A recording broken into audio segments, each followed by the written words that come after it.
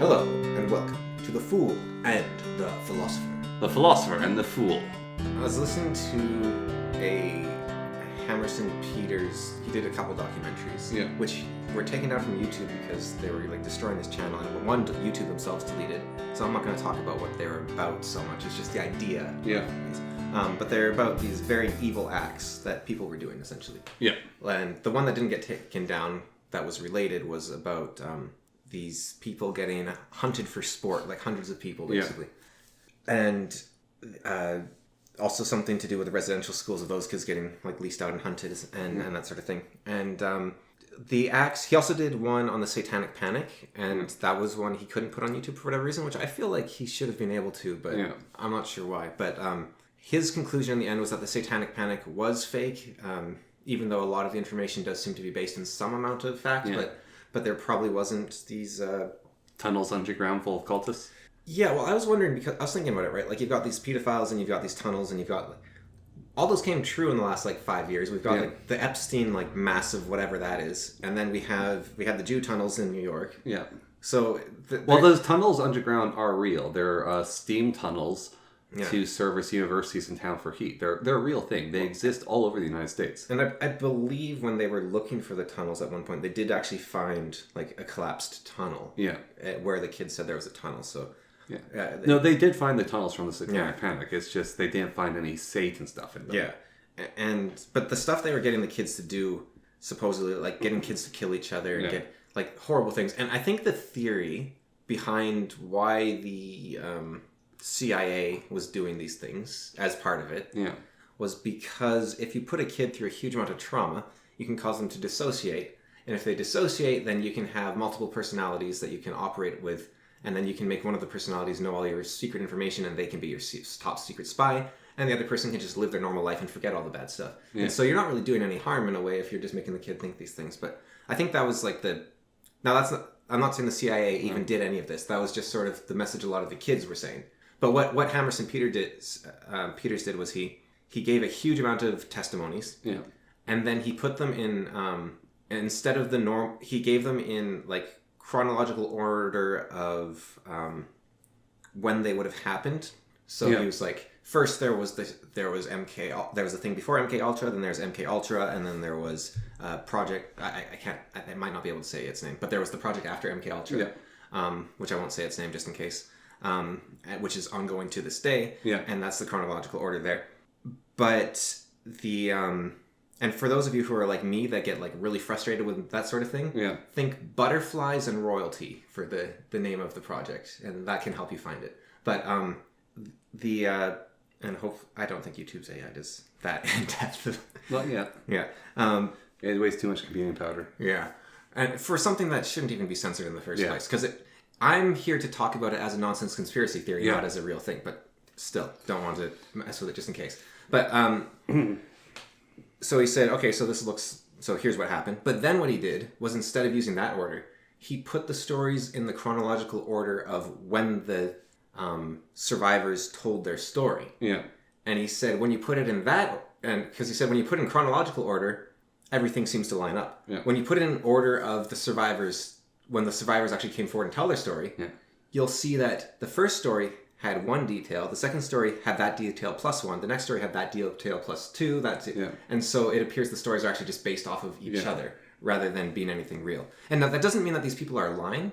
It could be that they're just crazy. It could even be that the CIA made them think all these crazy things. One of MK Ultra's purpose was to test MK Ultra. Yeah, just to see... MK Ultra could be the operation to see if you can make people believe in MK Ultra, essentially. Yeah. There was actually... I had a situation happen to me once where I was describing to my friends... I was like, okay, I heard this story once. No, it was and I could almost see it. I was like, no, I think it was a movie I watched or something. It was this really weird scenario. And I was describing them the scenario of this spider that was between a bunch of satellites in space and had convinced this guy that he was actually living a normal life in a sort of Lotus Eater style situation. And my best friend, he was looking at me with the strangest expression on his face while I was saying it. And I was like, oh, have you heard this story too? Like, it's this really weird, like, I don't remember it very well, but I seem to remember all these little details. It was like this really weird, like, short story I watched or something. And he just had this look of, like, incredulity on his face. He's like, I told you that story. I was like, oh. He's like, you have never seen that movie. I saw that movie and I told you about it. And I was like, oh. And so I had, like, this completely false memory. Yeah. And I mean, says he's a good storyteller. Yeah. Yeah.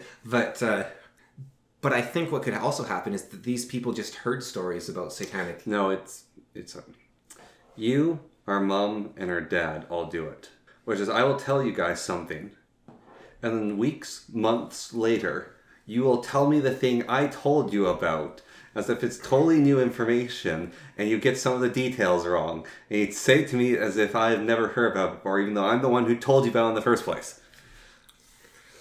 Nah, couldn't be. All three of you do it, and it drives me insane. Didn't I take this last time? What the heck is going on? Here. You best eat it. Yeah, it just keeps coming back here. Yeah. So it could be that that's what happening.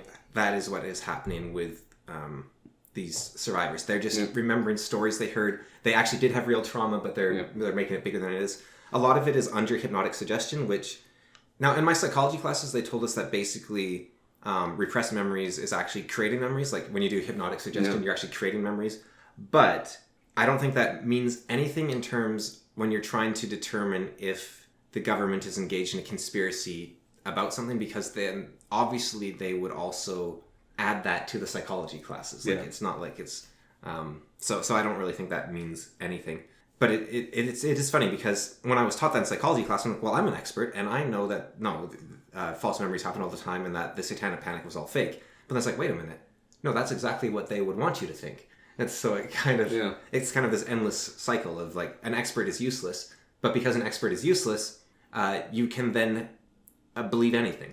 And so it's like what you need is someone with experience who is willing to tell you, no, I actually did the test myself and I found this, this, and this, but I didn't find this. Like that's the only way you can really work with it, I think, and your own personal experience and whatnot.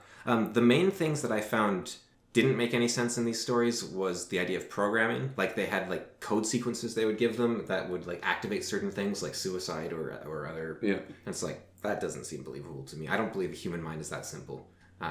So I don't think you can just be like alpha, beta, 309. There was a testimony that was given, I think, that the lawyer did that basically where he was like, engage protocol, alpha, beta, 3, 9, gamma, whatever. Yeah. And then the person like changed their posture and like said, I have been ordered to do this. And it's like, that sounds like a lawyer using an illegal method to try to get their client off more than anything. Yeah. You're not proving anything to the witnesses or to the jury, I don't think. But one of the main things that you could also disagree with all this, and that Hammerson Peters thought was the most disbelievable part of it, was the sheer evil of the whole thing. It's like, why would you do this? Like, why would you torture kids and have like these sex slaves you sell back and forth between your friends and your family? And like, that's crazy.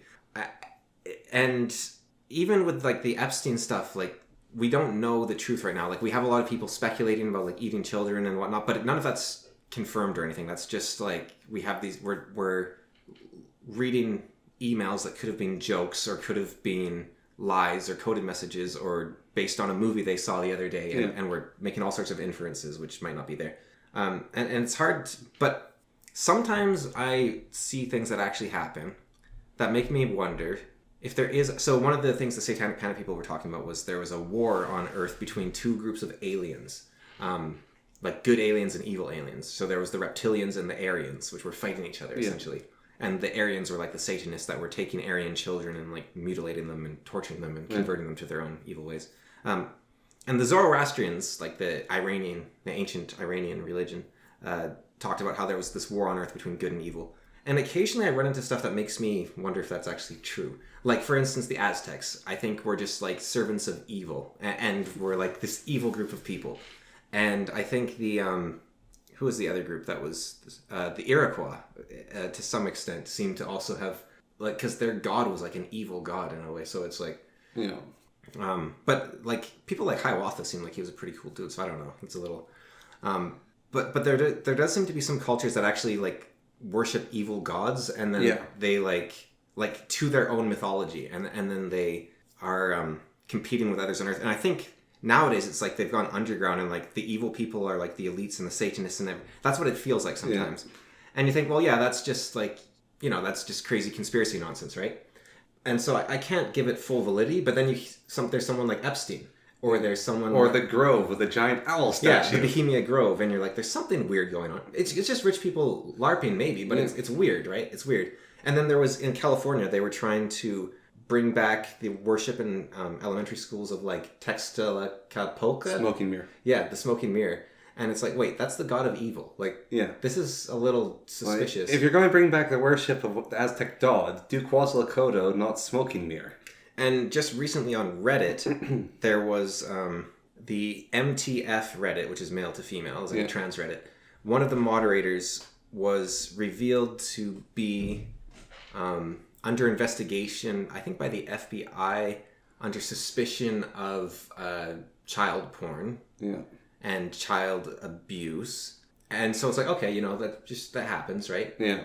But the head moderator of MTF sent out a message to all their other moderators and said, this sucks, it's so hard to find a good moderator these days, so I'm just going to keep things on the low. We're not going to like give away their information. We're just going to, because what we can do is hopefully they can create a new account, go into we'll give them a bunch of free karma, and then they'll be able to come back and be a moderator for us again under a different username, and we'll just keep that on the down low. And to the credit of the other moderators, the reason we know this is because all the other moderators are basically like, what the hell are you saying? And so they released the image and they all quit. And so we can't say like all the trans people are the Satanists, but just the fact that like Reddit as large seems to be this cabal of like pedophile, like power hungry, authoritarian monsters.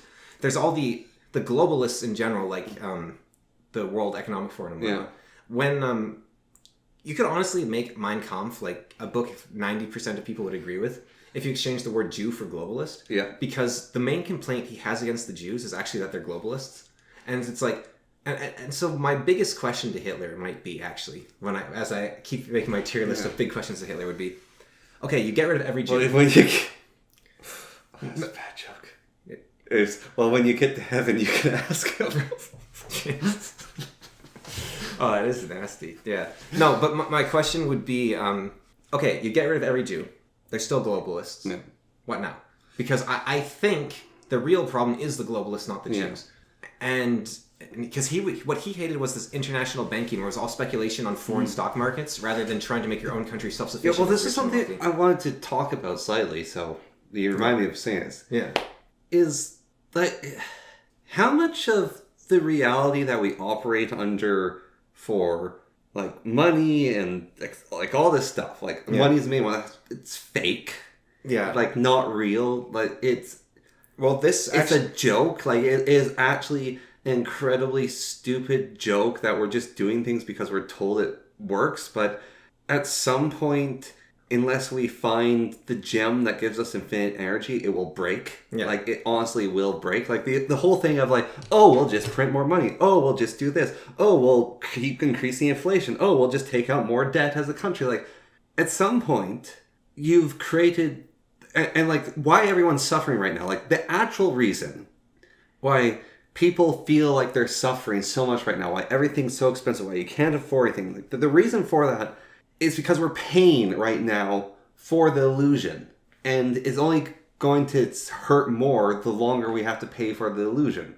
Well, in theory, because like money is a sort of layer on top of reality, right? Yeah. And as long as it is still tied to the quality of life and materials of society, it's fine, right? So you can print as much money as you want, as long as everyone also has as much food and housing and land as they want, right? Yeah. Because then it's money, what money is meant to represent is a value of debt from one person to another in a way of easy exchange, because you can't... Steve doesn't need eggs like, you're a chicken farmer, you need your roof repaired. Steve comes, he repairs your roof, and you give him chicken eggs, and you promise to give him chicken eggs for the next month after he repairs your roof. That is what money is basically Steve saying, instead of you giving me those chicken eggs, give me a note that says anyone who has this note can collect a chicken egg. Yeah. That is what money is.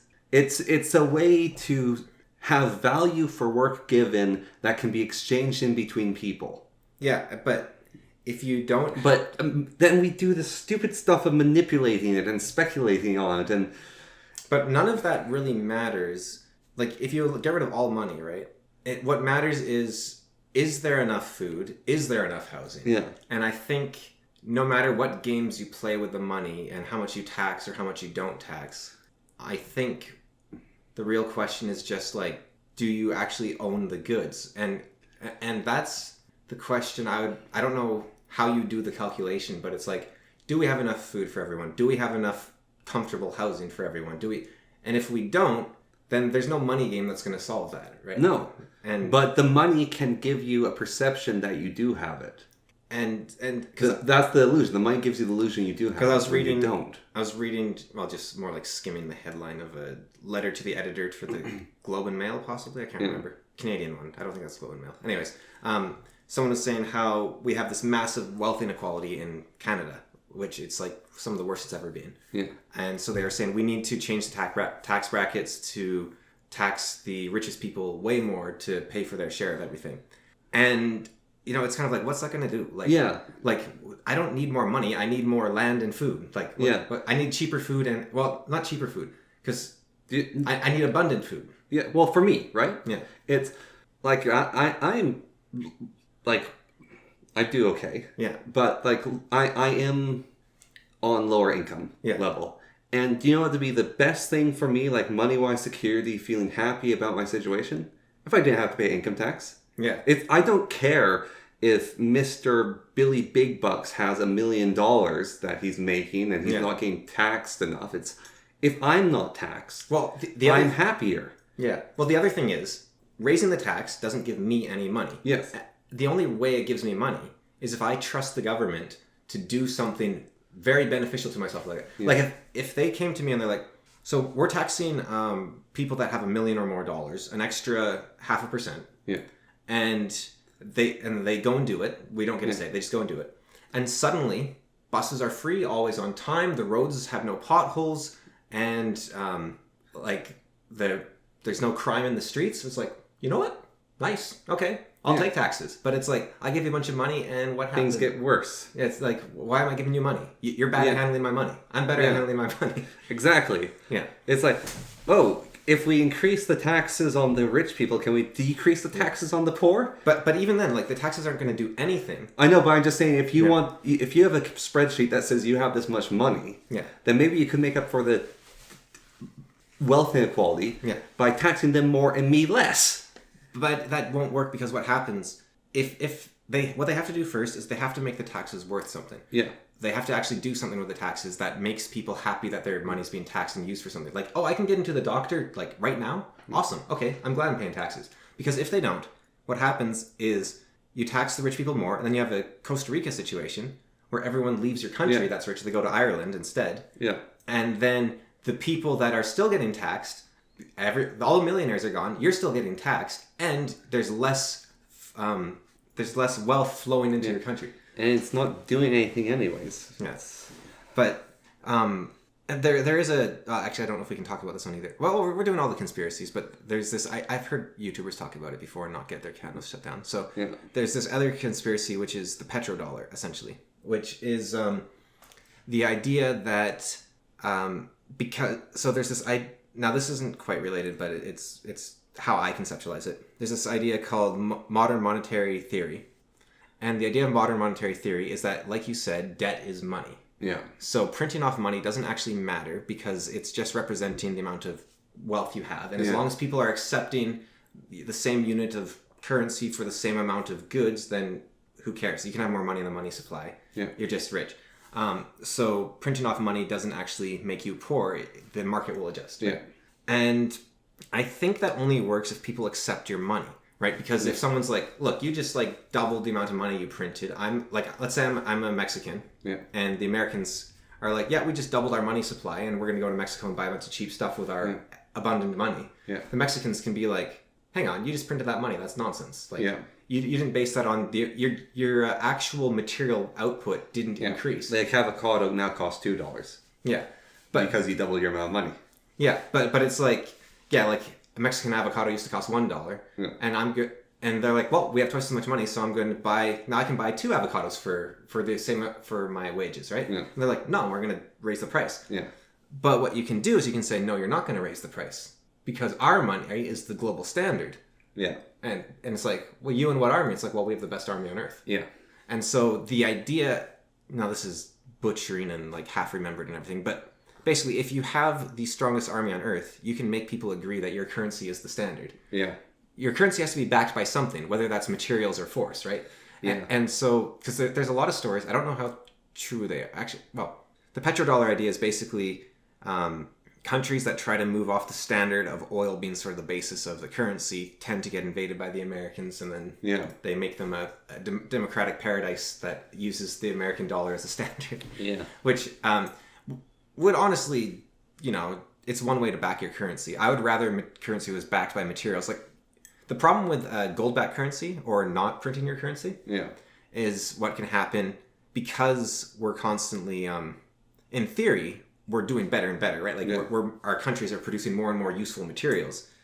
Is the best way after a point, and this actually did happen in the past when gold was the currency. Yeah, is the best way to become rich is actually to have a vault full of gold and do nothing. Yeah, and that means that you stagnate and your nation falls apart because nobody's actually trying to innovate or produce anything. They're just waiting for everyone else to do the producing, so their gold's worth a bunch. Yeah, and so what inflation does is it devalues your currency to force you to put it into the stock market or to spend it on creating something yourself. So either way, it's going towards innovation. Yeah. So, I think this is a really messed up thing.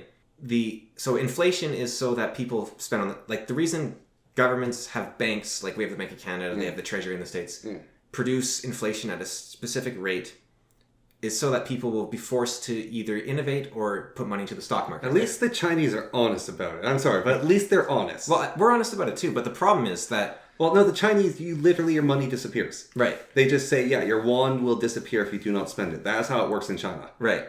Which actually, might... Well, I think that would be better for the layperson, right? Because the problem, I think, is if you're hurting for money, you're not thinking about the stock market, and you don't have the education or... Well, not even the education. You just don't have the means to even know who do I go to advise me on stock trading, right? Because what we should do, really, I guess the banks kind of do this, depending on your bank account. Because the banks can invest your money and then they can give you 1.5% per whatever. But it would be nice... Well, it would be wonderful if they gave you 1.5%. If instead of... what if a percentage of taxes that are going towards the Canadian pension plan, which is horribly mismanaged. Yeah. Right? It's performing below market of just... 10 billion of it disappeared. But it's all... I didn't know that one. Yeah, from the teachers' pension plan specifically, 10 billion disappeared because of bad investments. But it's still going up as far as I understand it, but it's this is very recent. Okay. But it's performing below market by a significant amount, and they are also spending billions on, they have, a ridiculous amount of staff. Yeah. And the thing is... and people get lovely bonuses. Millennial Moron was talking about it, and he said, you could have a single computer program that all it did was bought, what's it called, the S&P 500? Or whatever? You just bought the 500 best performing stocks. So it averages the risk among all of them, because the stock market as a whole tends to rise, even if an individual stock doesn't. And it would outperform the 800 experts that are spending billions a year. Yeah. And so it's the most mismanaged thing in Canada, basically. Yeah. Besides the immigration, I would say personally. But it would be... I'd also say Canadian resources are up there in mismanagement. But it would be nice if instead the taxes, they were just you know what? Instead of going and the pension plan chunk there, if they were just you know what? This is just going straight into the market, into a portfolio that it's just you buy the top 500. It's going to a portfolio that mirrors that one American senator. Yeah, Nancy Pelosi. It just matches Nancy Pelosi. You'll double your money every year. You'll be... Yeah. But because right now what happens is that the rich people can keep treading water because they can play the market, and the people that aren't in the stock market they don't have the information to get into the stock market, or they do it terribly. Yeah. And I don't want to get in the stock market because the way for the average person to get in the stock market these days is not the proper way. I don't even know what the proper way is, but what we do is we do something like go onto Robinhood or something like that. Yeah. But Robinhood is totally happy to manipulate the market, as they demonstrated a few years ago when they prevented people from buying GameStop because they're like, no, you're not. We get to choose what you can buy, and it's like, okay, you can't trust that. That's not. And they weren't letting people pull all their money out either. And it's like, so you're actually in control, and I can't do anything. So you're clearly not actually a good investment because you might just pull it. Remember when PayPal said we're going to deduct $2,500 from your account if we don't like you, and it's like, okay, so you can't be trusted. You're just going to steal from me. And I don't know how they got away with that. But, and the proper way to go into the stock market, I think you have to go to the bank and, like, I don't know what you do. Go to Wall Street. Yeah, go to Wall Street. Go to the bidding ring. Or go to the bank and send a wire to Wall Street. I don't know how it works. You can also go into, like, Canada actually has a pretty great savings program. Like, the government actually has a great one, but it's not exactly front and center and stamped on. And it's also, like, they still don't really give you your money back. Like, it's my biggest problem with it's a lot, but going on to so there's all these people, these rich people that are looking at the poor people as basically these pawns to manipulate with lies and media and whatnot. And Hitler was arguing about it, and it's actually very similar to our times now, I think, which is not good because the way that they're fighting back against the evil rise of fascism, like the media's doing it, is exactly the sort of thing that radicalized Hitler. Like, he talks about how the media had all these tactics that they do nowadays. Yeah. And he's like, these are the things that, like, I could tell they were evil. And it's like, oh, good job. Just keep doing the same mistakes. And, but still, it's hard to believe there's actual, like, people that are evil rather than people that are just, psychopathic abusers of systems that don't care about others. Like, but not like, the battle between good and evil, like Zoroastrianism, right? Like there's actually good people and evil people. I don't know, because there's the whole thing with Rotherham in the UK, and those people are just evil. What was that? It's the grooming gangs in Rotherham. Right, but I think the politicians there are just like, we don't want to look racist, so we're going, like, I think it's very I think it's an evil action, but I don't think they are like orcs. I don't think they're evil beings. The people doing it are evil. But are they doing it for the purposes of bringing down all that is good? No, I mean, like, the actual groomers. Yeah. They are evil. But are the groomers... What I'm thinking, like, there's people who, if they saw an angel, they would slit its throat so that Satan could win. Like, that sort of person is what I'm going for here. Like, I think there's people... Well, I didn't, but now I do because of this quote, which I'll read in a bit. I think there are people who aren't just self-interested or psychopaths or anything. I think there are people that worship Satan and want Satan to win over God. Yeah, I agree. And I don't think the grooming gang people are like that. I think the grooming gang people are probably on the side of God. They're just evil people on the side of God, if that makes sense, sort of. Like, they're on the side of the evil God. Like, I don't think they're trying to... I don't think they're trying to have Satan be victorious on earth so that all humanity will suffer forever and ever. I think they just only care about themselves, and they are being... No, I actually can't say what I think. Okay. It's not safe. You got to do the... No, you've got to do the... Was he a French, like... Have you seen that dude? He's like, I cannot say what I think. If I say what I think, I'm in big trouble. Basically, yeah. It's not safe for me to say what I think. Yeah, no. Well, but... but by saying that, that's like as much as I can express. Yeah. But... Actually, just a quick aside on MK Ultra, because you were saying, like, was this... So, MK Ultra started because of, as all evil things start, of course, Canadians, which are half French, so that's why. Canadians aren't bad, it's that's the French half, right? There was this giant insane asylum. I think it was, like, the biggest building in America for a long time or something. Yeah. In Canada. And the people there... They had a bunch of alcoholics in there, and so they decided to cure them by, like, giving them ridiculously high doses of LSD. And they're like, this will cure their alcoholism.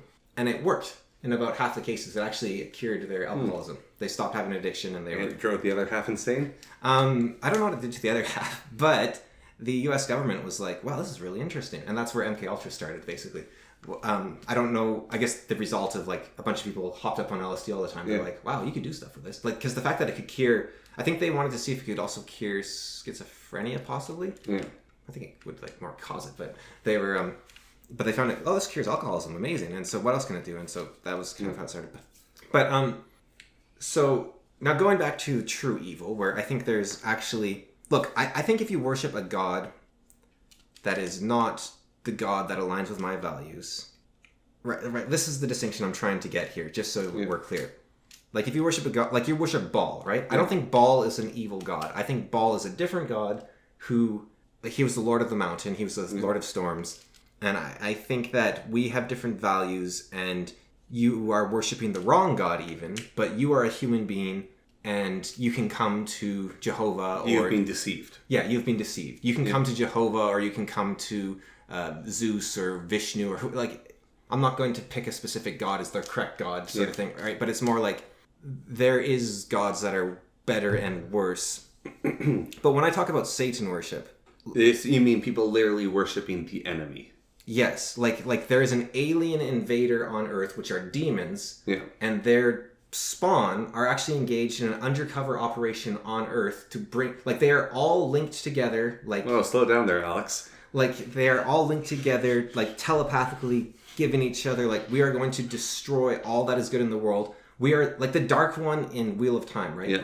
We are actually going to end the concept of goodness on Earth. Yeah. And we are going to make life hell. We are going to make it eternal suffering. It's not just we're worshiping a different god. Yeah. It's we are worshiping evil. Yeah. Like Satan himself.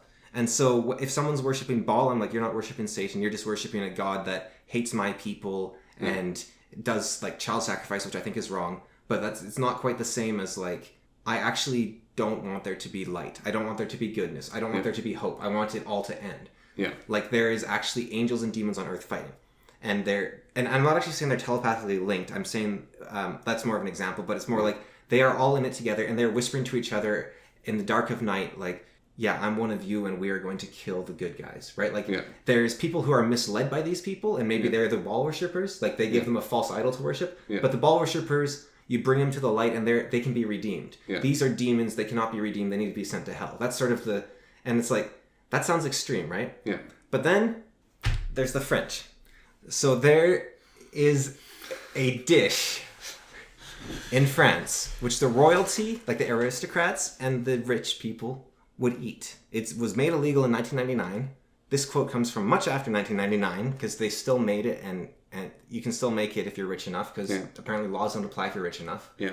Or if, like, you know, laws don't apply if you're rich enough until people attach a slicing metal slab to a wooden weight and drop it. And you wonder why it gets so extreme. It's because they don't know what to do except that, right? Like, you need to... No, it's not you don't know what to do. That is literally the only solution.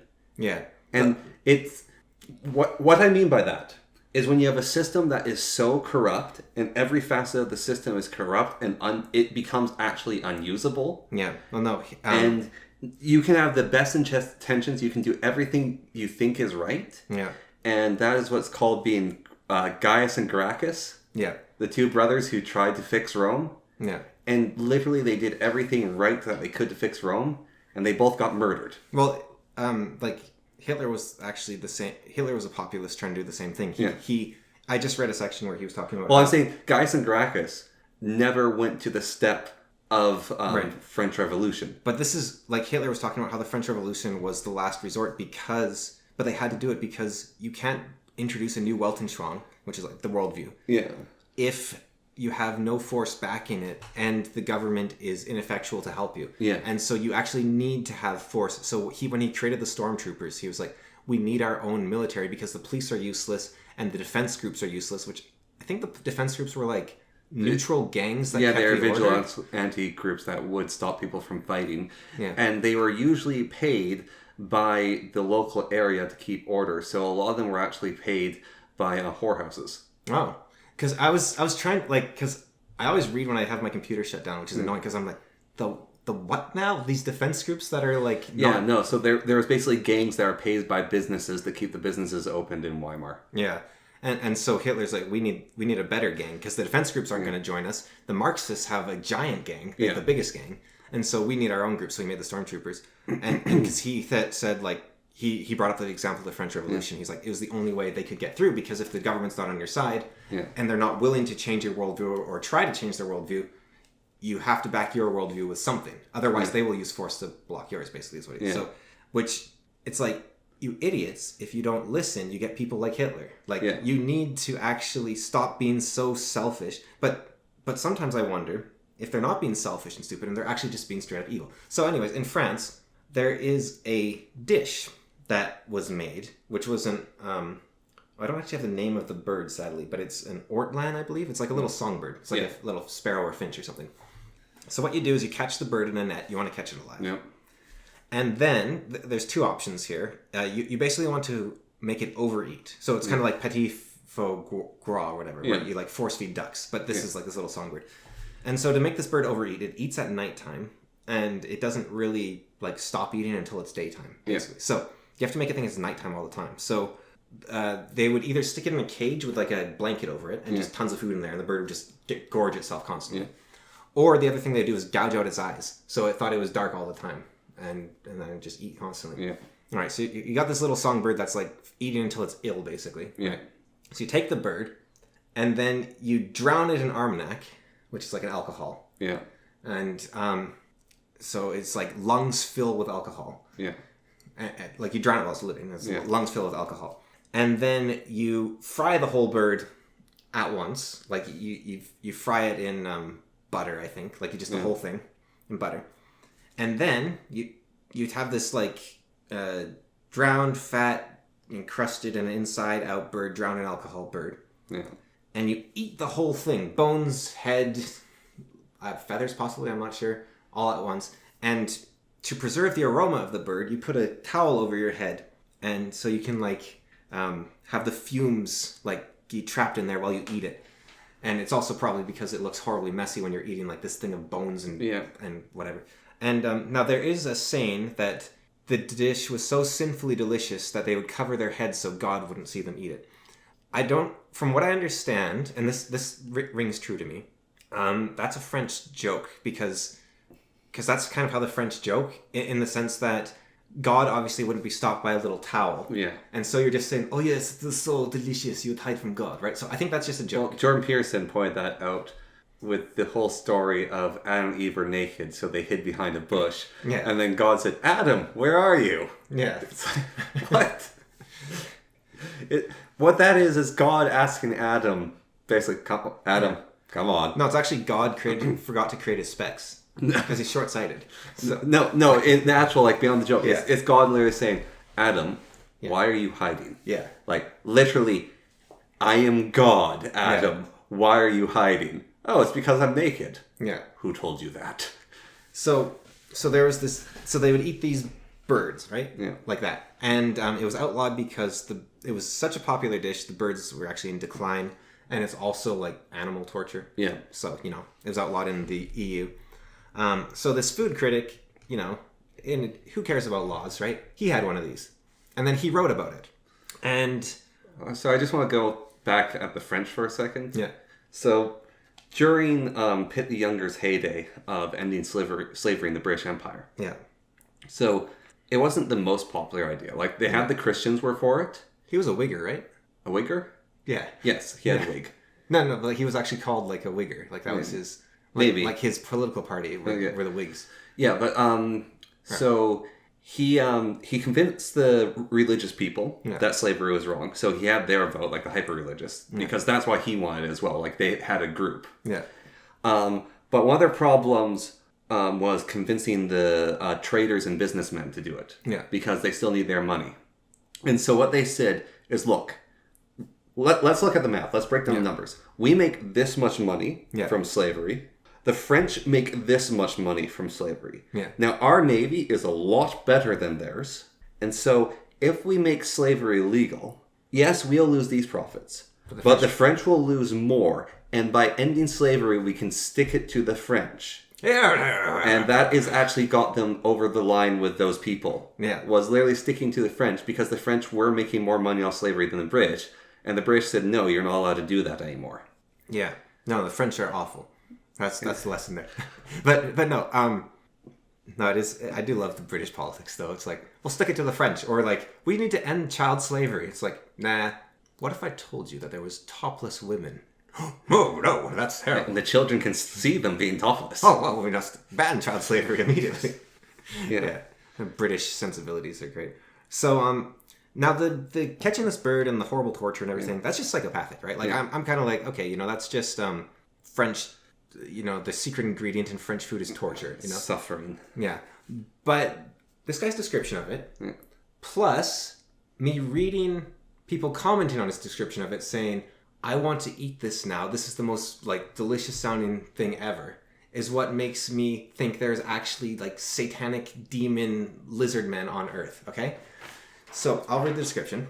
Okay. And then imagine the people, even vegans, who said, wow, he's such a good writer. I just like people that aren't immediately decrying this guy and saying, we need to like string this guy up, right? Mm-hmm. I think he passed away a few years ago, actually, but he was a very famous food critic. Yeah. Anthony Bourdain is his name. I've heard the name before. Yeah. And I guess people considered him this great writer that made like all food sound delicious. But it's like, and they're like, this sounds so good. I want to try it. I don't care how awful it is. And it's like anyone that wants to eat this bird, like I've heard stories of someone like they had one, they didn't know what it was, or they were forced to have it, and they said it was pretty good, but it's like, you know what, you didn't know what you're going to, but you read this and you're like, I want this. I think you're actually like your mask slipped and you're a demon that is on Earth to destroy all that is good in the world, right? Like you're a servant of the smoking mirror or something, right? Like, so here's this description of eating this entire bird that was tortured to death, right? Yeah. Okay. I bring my molars down and through my bird's ribcage with a wet crunch, and am rewarded with a scalding hot rush of burning fat and guts down my throat. Rarely have pain and delight combined so well. I'm giddily uncomfortable, breathing in short, controlled gasps as I continue slowly, ever so slowly, to chew. With every bite, as the thin bones and layers of fat, meat, skin, and organs compact in on themselves, there are sublime dribbles of varied and wondrous ancient flavors, figs, armagnac, dark flesh slightly infused with a salty taste of my own blood, as my mouth is pricked by the sharp bones. As I swallow, I draw on the head and beak, which, until now, have been hanging from my lips, and blithely crush the skull. Like, that's a monster. Yeah. That is a demonic monster. And the fact that people read that and like, I want this bird more than anything, it's like... Just drink Armac and have some figs. And you can have a bit of chicken on the side or something. Yeah. But, like... The fact that you're like, oh, these guts are rushing down my throat. And the part I hate most, I think the part I hate most, right, is that, where's that line? His own blood, that's just, ugh. I'm giddily uncomfortable. That's the line I hate the most. There's people who are attracted to things because they're taboo, right? Yeah. It's like, the attraction is the taboo itself. And... I've heard other people say that they've had it. That writing is enough to turn someone vegan. Yeah, well, I was like, I'm ready to invade France. Like, this is... And when I talked to my French coworker about this, she... Well, like, not this quote specifically, but the bird thing. And I was like, this is awful. And she's like, why do you think I left? Like, it's... No, but I can't get over his own blood in his mouth is a part of the experience. Well, but it's because it's taboo. Because there's some people that decadence is just what other people... Like, I'm sure... So, you've read, like, what's it called? Caiaphas Cain. Yeah. Did you read any of the books with the Slanesh worshippers? Yeah, no, this is exactly Slanesh. No, this is Slanesh, through and through. There's actually, I believe, the head of the White Cloaks in... he has one of those. He eats one of these, when they meet him. Yeah. But I think that... And that was to, like, try to make him evil. Yeah, that was to be like, this dude is so evil. Yeah. Yeah. And I think... But there's people that... They're like, wait, this is, like, a sin against God himself, and that makes me interested in it. Like, you listen to the Sam Smith song, right? About Unholy, where it's like, Mom, we don't know that you're at body shops, or Freedom Tunes made fun of it, I think. Yeah. Like, there's people... They will, like, or Balenciaga, the fashion company. They had all those, like, books by pedophiles in the background of their, like, artwork, like their advertising and whatnot. Oh. And, like, they had court papers from, like, pedophile cases and stuff. And it wasn't because they're pro-pedophile necessarily. It's because it's edgy, right? Yeah. But it's edgy because they're like, I'm in on the thing. And I would rather be in on the thing, even if that meant I'm, like... tacitly supporting pedophiles, or it looks like I'm supporting pedophiles, because that makes me like edgy and cool, right? And I think there's a reason why we are told hell is forever. But I think like there's the nice thought of like you spend 1,000 years in hell Yeah. And then you've learned your lesson, you get to be redeemed. Yeah. But I understand why. It's not to scare people into being good. The hell being forever is justice. That said... Like, that's the reason why hell is forever, it's justice. No, but Jesus redeemed Dismas on the cross, who was a thief next to him, right? So, vengeance is not ours. Vengeance is God's and God's alone. Yes. But... but in this case, it does make me wonder, someone... Well, here's the thing about Jesus, actually. I want to be clear on this, because this is very important. A lot of people miss this. And this is why people call Christians a slave culture. They call Christians weak. Is because, you forgive people, you redeem them. For one, only Christ can redeem. Only Christ can redeem in Christianity. And it's Christ through God. The other is Christ isn't going to walk over to a sinner and redeem them. The sinner has to ask Christ for redemption, and then Christ will give it. I think it's actually a slave morality because they think things like torture and killing other people is wrong. Like, because if you think about like the Roman ideology before, if you killed 10 people and it showed that you were a strong warrior, you were revered. You weren't a serial killer, right? Yeah. So I it's a totally different mindset. So I do think it is actually a slave morality in the sense that I'm going to say modern then, like the modern perception of it, because our perception, but like, Christ doesn't redeem a person who doesn't ask for it. Yeah, but I think if you were in hell for 10,000 years, you're going to be like, you know what? I'm going to give Jesus a try. Like, well, you might be, what pride was combined from the two sins. What, vainglory and... you think you know better than God. Like hubris or something? Yeah. You might be so hubristic that even though you're in hell for 10,000 years... Well... In The Brothers Dostoevsky, there's a story about a man who, with his last breath, he renounces God and he says there is no God and there never will be and whatnot. And then he dies and he wakes up and he's in this like black infinite plane. Yeah.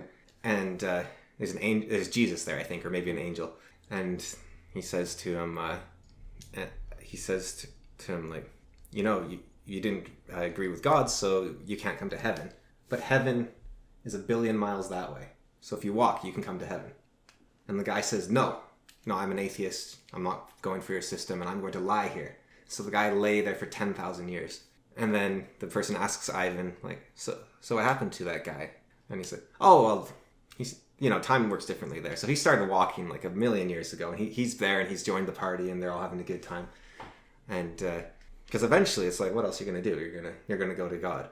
And I do think there's something to that. Like, he's going to walk the 1 billion miles, and he's going to not just lie there. Like, he lied there for 10,000 years, but God's got all the time in the world, right? Like, eventually he's like, you know what? I'm going to head over there.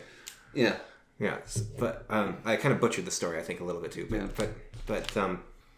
But I think you could say that a demon, like, you take like a Hitler, Pol Pot, Mao Zedong, Stalin.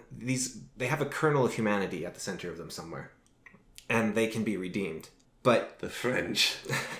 But someone who wants to do this, it's like, are you human?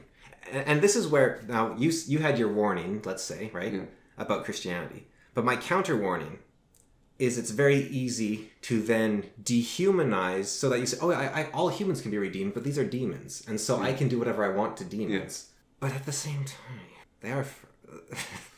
it is so, like... I wonder, like, I'm trying to think of an equivalent. Like, when the first edition D&D came out, it had, like, a picture of... I think it was, like, a woman being sacrificed on a pentagram or something. Like, the first player's handbook or something. Yeah. And the people that were all up in arms about that we're probably feeling something similar to what I feel when I read this. But clearly, Gary Gygax and his friends were just having a bit of fun. So the thing about that artwork, I know what you're talking about. Yeah. Which is the really stupid part, is that in the artwork there is two heroes rushing to save her. Right. So they weren't even glorifying it. No. Yeah. That's what the villains do. The heroes go and save her. That's the whole thing. Like, in any of those scenes, I went over, like, the demonization of D&D. Yeah. A guy talked about every single image that they use for demonization. It's like, it's either depicting an image of a demon, which is, this is an enemy in the monster manual that you're going to kill, or it is depicting a scene that something bad is happening that the heroes, the players, have to go fix. But even, like, a Wiccan, right? Like, you get some Wiccan lady who's got, like, a Satan's ram head tattooed on her hand. Like, I'm like, you're just an idiot. Like, I don't think you're, like, this. No. But I imagine that the Satanic Panic people, like, the sort of moral busybodies of the Christian, like, they were probably, like, seeing the Satan head on their arm felt like this, right? Like, yeah. But it's so, like, if the bird hadn't been tortured... Now, I heard he might have even said that in his case... I think the bird wasn't drowned, it was just dipped in this thing after or something. So it's like, it wasn't the same level of, like, horrible treatment of the bird, right? But even the eating of the thing is like, I love the taste of my own blood in my mouth. Is like, there's something, like, you just like, I'm saying it, I've saying it a bunch because I can't think of a stronger word, sadly, because it doesn't feel like it has enough meaning, but you just want to violate taboo. It's like you would eat feces if it was the thing rich people did, and they said, "Oh yeah, this is the thing, right? This is the thing that everyone says you shouldn't do." And I do think it's the same reason Epstein had so many clients. Well, here's the thing that's probably going to be the difference between you and me. Yeah. Is that the rich people, some of them are these demons you talk about. Yeah. And they eat the feces. Yeah. And then other rich people want to be like them and be in their club. Yeah. And so they do it. And then there's the people who aspire to be rich, who eat the feces, because that's what the rich people do. And that is all of them basically being, like, the ones doing it are just demons. And then the other people are being tricked or trying to emulate demons if they know it or not. And yeah, it sucks that they're being tricked, but they're still doing something evil. So even if they're not evil people, they're doing something evil and doing something wrong. I think there are things that are so far out of, like, the realms of, like, can you imagine Hitler doing this? Like, I can't imagine Hitler doing this. No. Like, they're so far out of the range of, like, normal bounds of morality, even good and evil. Yeah. That I can only imagine the people who are attracted to this are also demons. Like, do you ever, read YouTube comments, and you think, like, are half people on Earth just, like, not real people? I've been struggling with this thing right now, which is the polls for the Canadian parties. Yeah. How they're doing the polls. And the polls are currently showing that the Liberals are doing brilliantly and the Conservatives are doing quite terribly. Now, I'm not a fan of Pierre Poilievre. Yeah. I was at one point. He didn't do the right things. Yeah. I'm not a fan of him anymore. I'm also not a fan of Mark Carney. Yeah. For many reasons. And I don't think he's doing a good job. Yeah. I'm hoping... Like, I hope that I'm proven wrong and he does brilliantly. Like, that's my hope. Yeah. But he hasn't done it so far. Like, he literally hasn't done... Like, my life, since he's been elected, has only gotten better because of my family and my own personal efforts. Yeah. Nothing that he has done... But he's had a year, right? And so I want to give him, like, the benefit of the doubt and, like, hope. Like, I'm doubtful, but it's like, I hope he's got a plan and it's just taking a while to kick in, you know? That would be nice. I mean... I am done giving politicians the excuse that things take time and he's had a year. I'm done with that. Well, what's the excuse? Like, things do take time. They do, but... no, I just... Like, what do you mean by excuse, though? Like, I'm not saying... he's doing good or bad. I'm not saying I would ever vote for him either. Yeah. It's just like if there was another election, I wouldn't vote for him because I don't think he's doing the right things. You've had a quarter of your time that you've been allotted for a cycle. Yeah. And a quarter of your time is a lot. Yeah. That's what I'm getting at. Mr. Monarchy's good. Now thinks 4 years is a lot of time to get stuff done. Anyways. You don't like Perry, you don't like Carney. But I cannot believe these polls. And there's a thing that came out recently, which is basically almost all the major polls in Canada are paid for one way or another by the Liberal government. Yeah.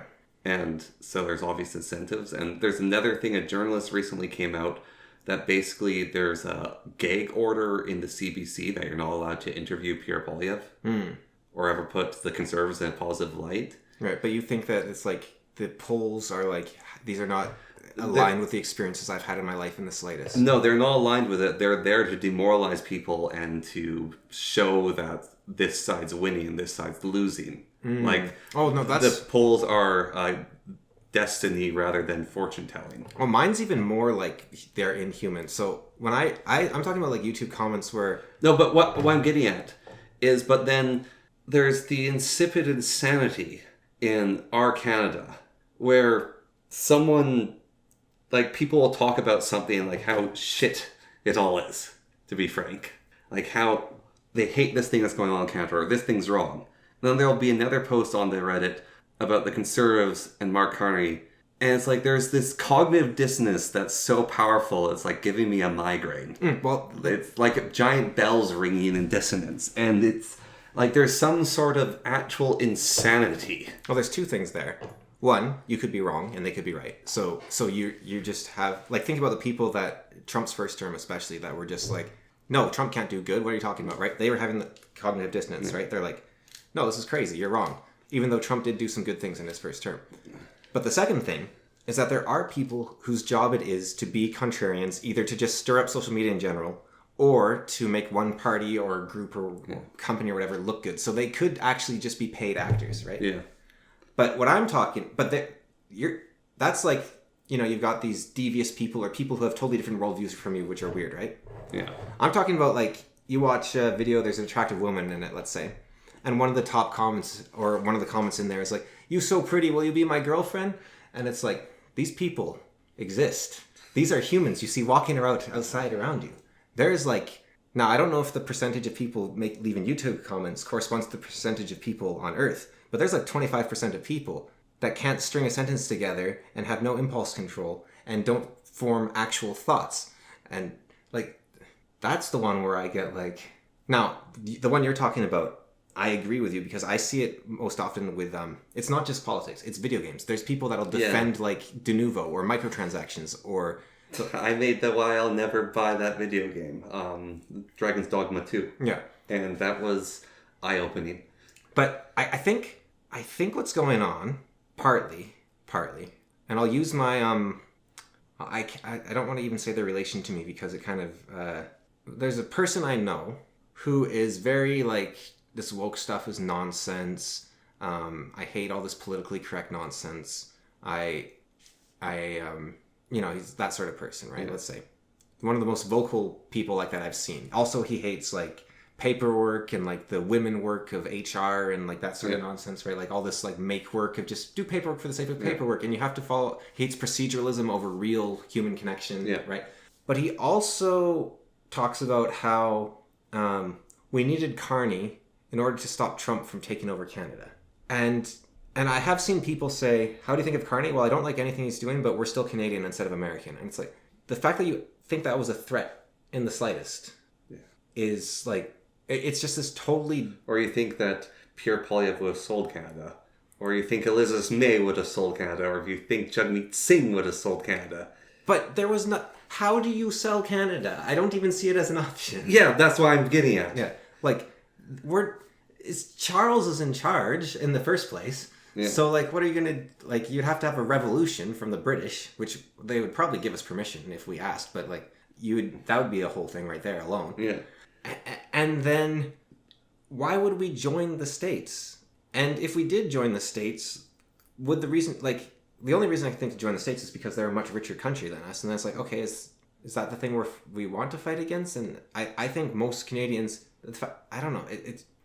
Would Trump have... Let's say Pierre Poilievre wins, and he acts a lot like Trump, and they get along, and Pierre Poilievre's a total pushover. What would Trump invade Canada? Would he say, "Hey, you guys want to like what is the threat that is actually there at all?" Mm. And this guy that I'm talking about, he also he talks about how it's nice to have like a banker in charge that knows what he's doing. I heard a description of bankers by a banker. Yeah. Who is so it's an ex-banker. Yeah. Who he said bankers are parasites, and he explained how. I can't get it all, but he basically said they're there to facilitate they are there to facilitate business they invented that is unnecessary. The only job a banker should have is to hold your money and give it back to you. Yeah, but the whole system exists to prop itself up. So a couple episodes ago, we talked about ivermectin, right? Yeah. And you said ivermectin bonded to this thing that prevented. Yeah. So that is a novel use for it that is being, as I understand it, which is being looked into, which is preventing certain liver diseases. Yeah. However, its main use, and it turns out the reason why they actually, like, we were wondering, like, how do you discover ivermectin? Yeah. It might be the case, like, this wasn't, I couldn't find anything, but ChatGPT was able to tell me, so I don't know. And it made sense, their answer. It's kind of like you can verify an answer. It makes sense enough that you're like, that's probably true. Yeah. But I could be wrong here. But bacteria in dirt is fighting fungi, other bacteria, little animals, and a whole host of other things, right? Yeah. So it's hardcore. Like, basically, dirt bacteria is trying to kill everything around it. Yeah. But as efficiently as possible, so it's not wasting all its energy. So basically, yes, they actually do go and they dig up dirt bacteria and they grow it and they feed it to diseased animals to see if that bacteria will kill the other stuff in the animals and not the animal itself. And how ivermectin works is there is a certain cell type which is very rare in mammals, but very common in like every other cell. Yeah. Which is called a chlorinate cell, maybe. Which ivermectin causes the gaps in the cell to widen enough that chlorine molecules pass through, and essentially the cell poisons itself and dies. Yeah. But mammals don't have these cells, so it's actually really cool because basically it'll kill anything that isn't mammalian cells when you give it to the person. We do have, now that said, our spines contain these cells that ivermectin can kill. So if there was most bacteria that would do this, would also cause your spine to die because but ivermectin can't pass through the blood-brain barrier. So it's kind of this perfect overlap of, it's like the Venn diagram of like, it can't get through the place where it could hurt humans and it can't hurt humans anywhere else, but it can hurt everything else. Yeah. So it's this really awesome, so it's just this really cool drug that it works out that way basically. Yeah. And so it's really good against like nematodes and protozoas and I think stuff like that. Now it can cause, it is toxic, I believe, like ivermectin I was reading. So it isn't, you probably shouldn't just be like downing it. Like it's, it can cause like kidney problems or something, I think it was saying. But, and also like you said, that was another issue was mass die-off of non-native cells can also cause like a toxic sort of mess in your body. But ivermectin itself is also toxic and might also cause Alzheimer's because it does weaken the blood-brain barrier, I think, or something like that. Or it causes like epilepsy, possibly. I can't remember what it was. It was some brain thing. Potentially. Like it's a minor side effect that doesn't happen very often, but it is a potential. So that's why they don't put it in the drinking water like fluoride. Because it doesn't do all the stuff that fluoride does. Because it occasionally causes problems. Yeah. Right. Unlike fluoride always causing problems. Yeah. But as long as, I don't know if the case for fluoride, but I imagine like something like chlorine, right? It lowers IQ. Right, but something like chlorine is always going to cause problems, but it's fairly predictable from human to human. Whereas ivermectin, some people doesn't affect at all. Sometimes it causes brain problems, so it's like it's a bit less predictable. So chlorine, you're like it'll make them 1% worse, but you know, it'll make all of humanity 1% worse instead of killing 1% of humanity. Yeah, exactly. So yeah, basically, I mean it's not exactly that calculus, but yeah. Where's I going with this? That's the mechanism of ivermectin, basically. And so we weren't aware of that entirely when we were talking about it, although you were talking about the more novel use cases, which are out there. But there's always more to learn about something that will change your opinion on the thing. Like Hammerson Peters, he was talking about sequestering among women in First Nations in Canada, where they basically, when they hit puberty, they go and hide, and they're not allowed to touch anything, and they're not allowed to have people walk across their paths. And he was theorizing it was because they attract like evil poltergeists, basically. Because that aligned with some myths he had read. Yeah. But that isn't the reason from the reading I've done that because he wasn't sure what the reason was, but I've actually heard many reasons given that are the same among different cultures, and it's basically the Athabascan cultures are dualist, so men are the rain, women are the soil, men are hunters, women are anti-hunters, men are luck, women are anti-luck. Men are what would you say, like wisdom, women are intelligence. Like it's like the yin yang, right? Yeah. Light and dark. And so women are just like anti-good luck for hunting. There's this concept called luck in First Nation, which isn't the same as... Yeah. It basically means if you go hunting, you'll catch something, right? Yeah. And women don't contain that. And in fact, feminine power is so strong that if they like touch your bow, you're never going to successfully get anything with that bow. If they step over grizzly bear poop, that grizzly bear is going to attack your family or it's going to kidnap the woman. Like women have this insane degree of power, especially when it's uncontrolled, like during puberty or when they're giving birth to a child or something. Yeah. So when a woman was giving birth, her husband wasn't allowed to be there because the sheer amount of feminine power in that room would make him a weak hunter for the rest of his life, basically. Yeah. So that's the reason. But he had all these theories devised. So when you have one piece of information and someone else has one piece of information, the truth appears obvious, but then there's a third way that neither of you saw that could be in there. So this person I'm talking about, I think he's just never personally run into the outcomes of... Because, like you said, Carney hasn't done much, right? So I think the things he's saying sound bad. Well, he's made a lot of money for Brookfield. Even there, like, I don't know if that's... I haven't looked at Brookfield's numbers, and I haven't compared that to the year before. Like, it's always third, fourth hand, right? Yeah.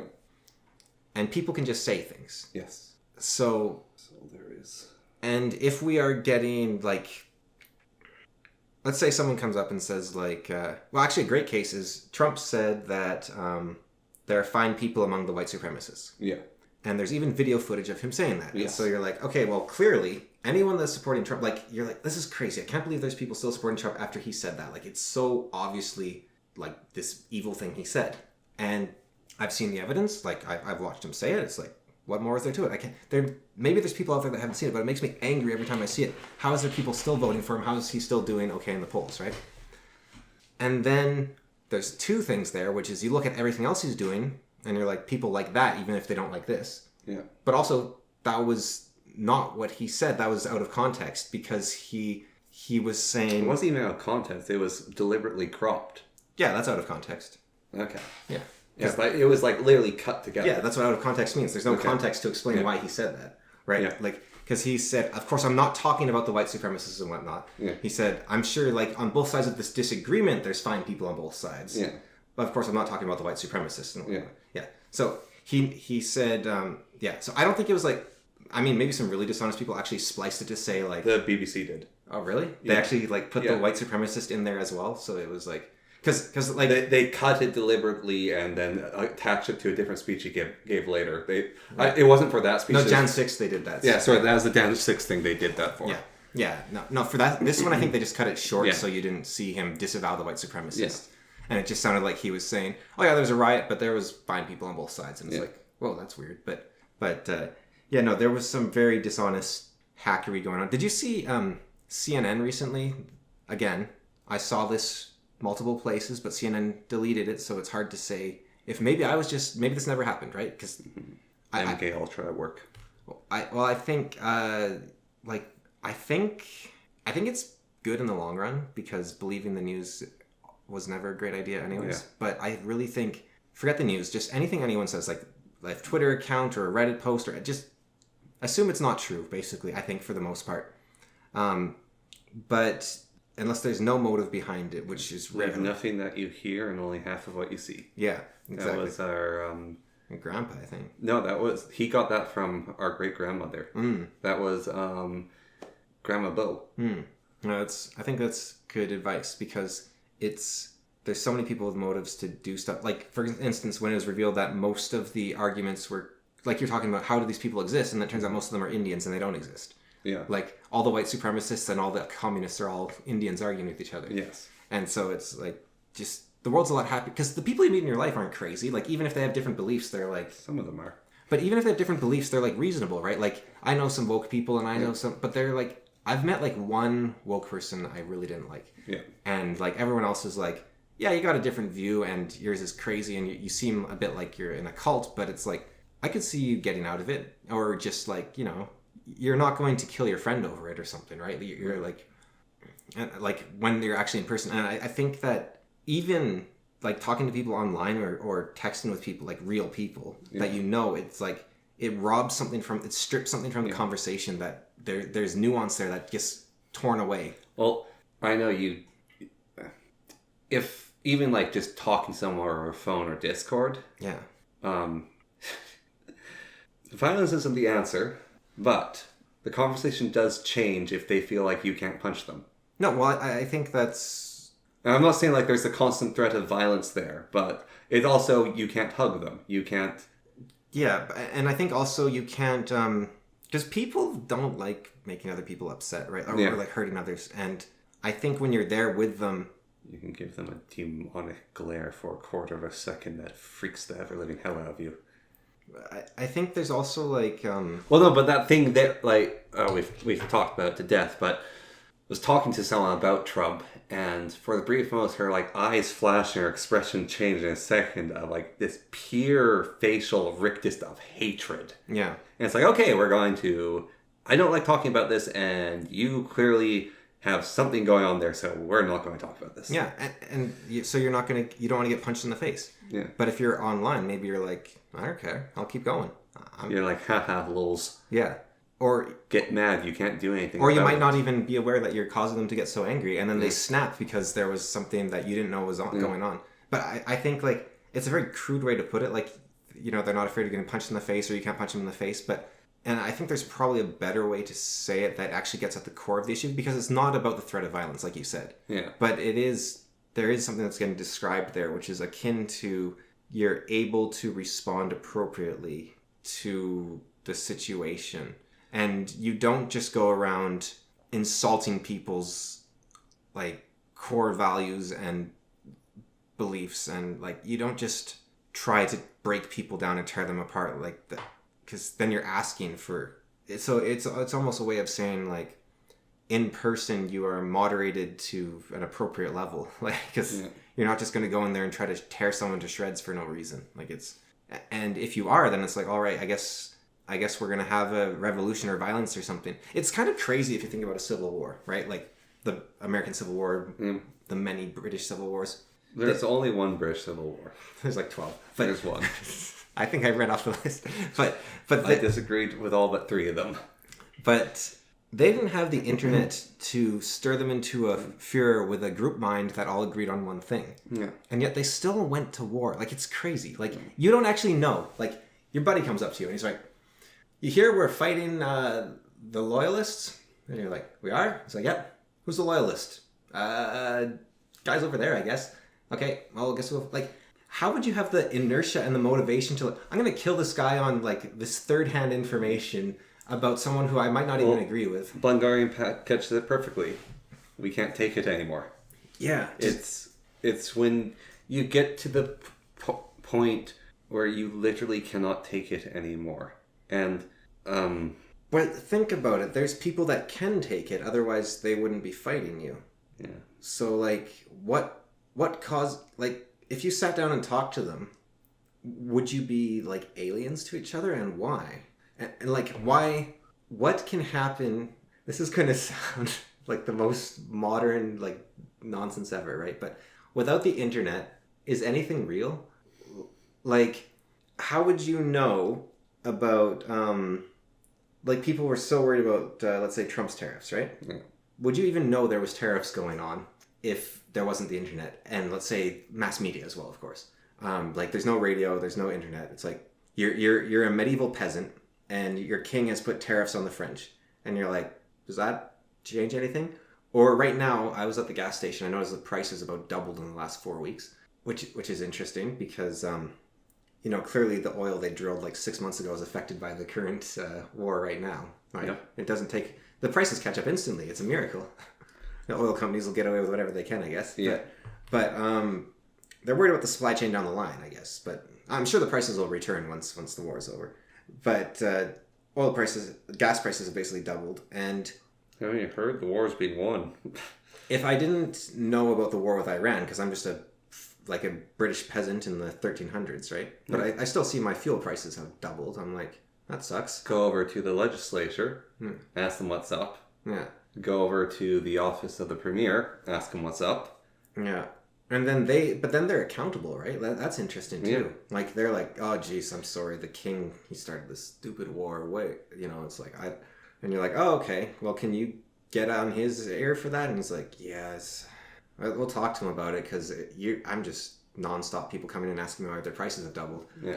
And I wonder if that accountability matters. So I guess you could learn somewhat that there's stuff going on, but then again, like, am I going to say, oh yeah, you give the king an earful from me, or am I just going to be like, can't wait till we have a new king, and then you go back to your, like, how much is real without the internet? Or you hear about, I heard someone say, like, it was another opinion piece in one of the Canadian papers was saying, like, with this massive increase in break-ins in houses, we need to redo the self-defense laws so that you can actually, like, defend your house properly. And it's like, is there a new increase in break-ins? And now I'm in favor of making self-defense a bit nicer in Canada. Like, we have some okay parts of it, but I think it could be better. I think we could have more rights for defending your home. Yeah. But, like, the one part I already do like is Castle Doctrine, where essentially, I think that's the one that does that. Maybe it's called something else. But basically, if you are, you have in Canada, which is kind of annoying, this duty to reduce harm. So, like, you can't, just slice someone into pieces and stab them a bunch of times if they, like, try to pick your pocket. Yeah. But you're under no obligation to leave your home in order to defend yourself. So if someone threatens you on the street, the police might be like, why didn't you run away? Like, the guy was in a wheelchair and you're like an Olympic sprinter, why didn't you run away? Yeah. But if you're in your house, it's like, I'm not leaving my house. Yeah. And you don't have to. You're totally in your right to stay in your house, even if you could have easily escaped. It's like, no. Well, I think it's a very simple math. Like, there's the whole thing of, like, well, was the stuff in your house worth that man's life? Yeah. And he thought so. Yeah, he thought so. That is, I think that, like, it's such a gross, like, consuming mother thing to go, like, oh no, this person, I don't know. Well, but then think about I think we've gone too far in Canada. But you look at the other side, it's famous in Texas, right, where you could be lost and wander onto someone's farm and they can shoot you. And it's like, that's a little messed up, right? Yeah. Like, I think the UK actually had a pretty decent balance for a while. Like, it was like, public land is everyone's land, but your house is your house. Yes. But I think there's also been cases of, like, like a nephew goes and surprises their uncle, and it's like, oh, well, he's in that. So if people are too twitchy, I guess, does the law matter in that case, though? I wonder. A twitchy person will be a twitchy person. Yeah. It's quite literally a thing of, oh, well, we have no guns in London. Yeah. Well, there's knives, so we'll make knives legal. Then there'll be, if they, like, completely ban knives in London, you're not allowed to cut your food anymore. It's like, London's the rock crime capital of the world. I'm just thinking, like, imagine...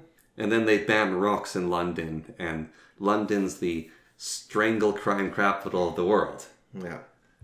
But I'm just trying to think, like, imagine... I've heard MGTOWs use this argument before, right? Yeah. About... when arguing about divorce laws. Because I once said to a MGTOW, like, who cares about divorce laws? Just don't marry a woman who would, like, take everything you have, right? And the guy's reply was, would you enter a contract where the other person was allowed to shoot you without repercussion? You know they're a good person. You know they wouldn't do it. But are you going to sign that contract? And I think that's where the, like, Texan law kind of does that exact thing where it's like, I know they're a good person, but the very fact that they have full authority to shoot me at any point does make this a little tense every time I'm there. Like, yeah. I think, and I'm wondering if society would be better. Like, let's say it's not illegal, like, bring back duels, right? You're allowed to shoot someone for provocation at any point. Although technically with the duel, you had to agree to the duel, so there's that. Which is actually probably a really nice compromise. Because it's like, this guy can shoot you, but you don't have to, like...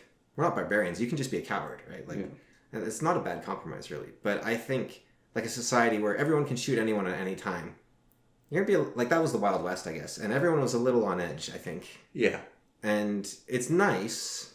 Like, I think the old internet, it was a Wild West. It wasn't the same. You weren't gonna get shot.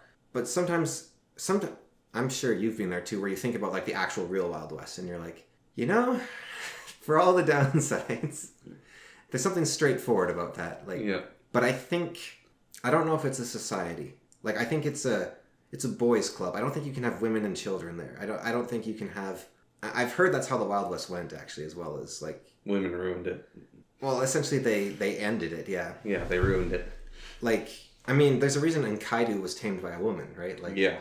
Like if it had just been him and Gilgamesh, they would have just kept fighting till the end of time. But then they had to send the prostitute out to civilize the wild man. Yeah. And I think it's... Oh, that's messed up. Because Enkidu is a reflection of Gilgamesh, right? Yeah. And Gilgamesh is the perfect man. Like, that's how the gods made him. Yeah. And you sent a prostitute to tame the wild, perfect man to bring him to civilization. Yes, I guess so. But go back to the yin-yang, right? Yeah. Go back to the yin-yang. And the men's are obviously going to agree more with men's values. And women are going to want, like, HR blocks full of catty, backstabbing meetings where everyone's passive-aggressive to each other and do a lot of paperwork. But the sum of the parts is, like, the whole of the parts is greater than the sum, right? Like, you have the full yin-yang when you bring in the... Because obviously, as men, we're going to look at men's values and say, yeah, this is right, and women are just softening men's values. But women are going to look at women's values and say, men are just making everything cruel, right?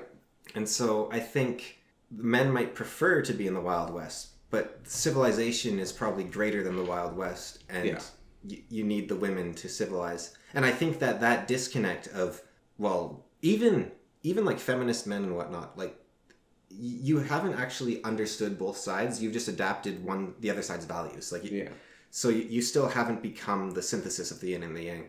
And same with like those like Pearl Davies or whatever. Like you've adopted the men's values, but that doesn't mean that you understand women's values. Then like or the synthesis of the two. I think that we will forever have the war of the sexes because we're not going to understand that we have different values, and because obviously ours are better because that's what we like, and you're ruining my thing. Yeah.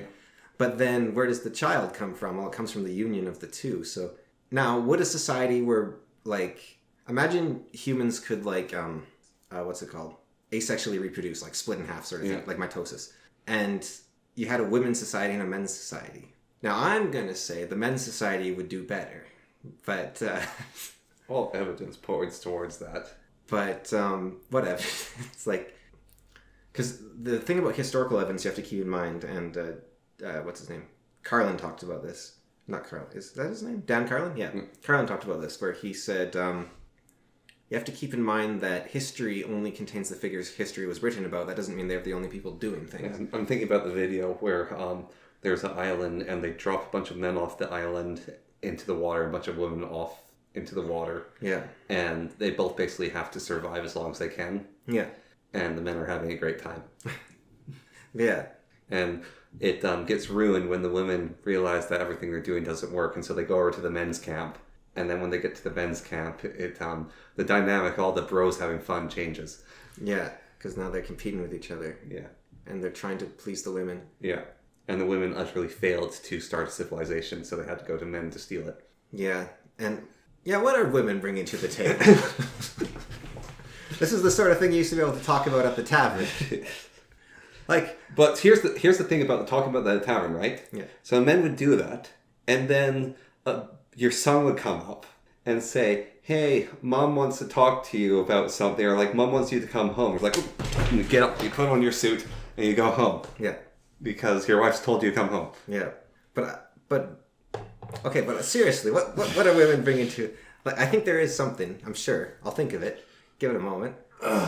They're cute, right? But I don't know if that's enough. Like, it's a lot. Like, when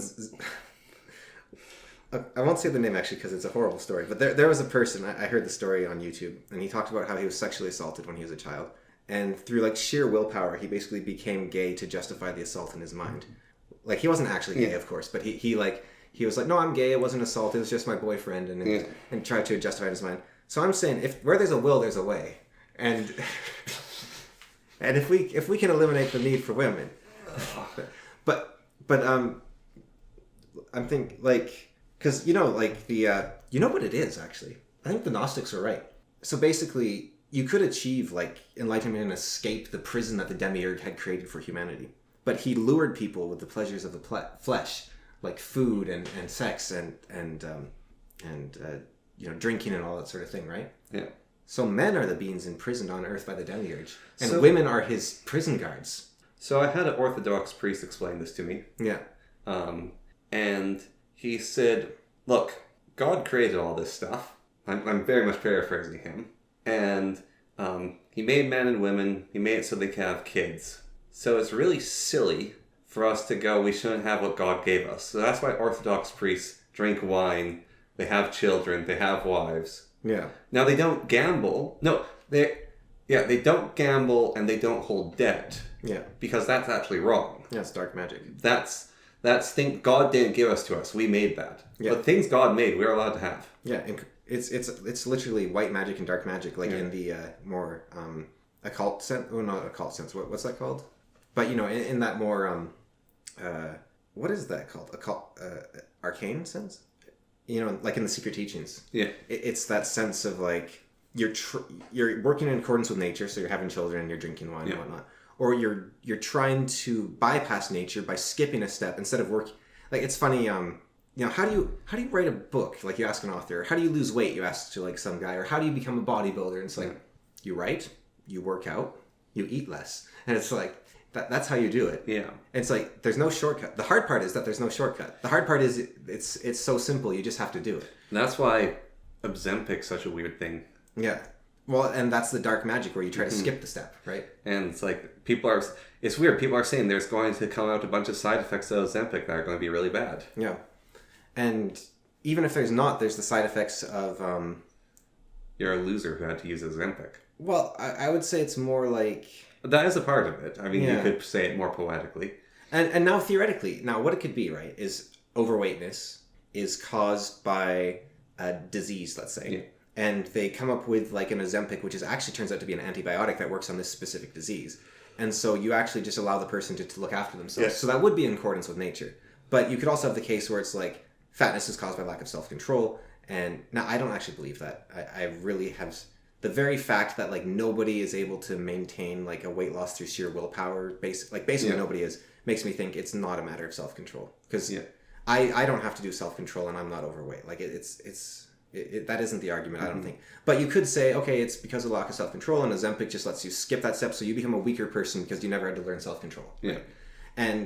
And so that's where the dark magic can bite you, I think. But it's also like, oh, I don't have to work for a living. I can just gamble and I'll make more money. Or it's like, oh, I'll take out a debt and then that'll start my business rather than me having... Or you hold a debt over someone. Yeah, and then you're not making money. You're just demanding rent from another person, basically. Yeah. Are Christians and Muslims allowed to be landlords? Orthodox priests are not. Orthodox priests are not. I don't know about Catholics, but the Orthodox aren't allowed to be landlords. Yeah, that's interesting.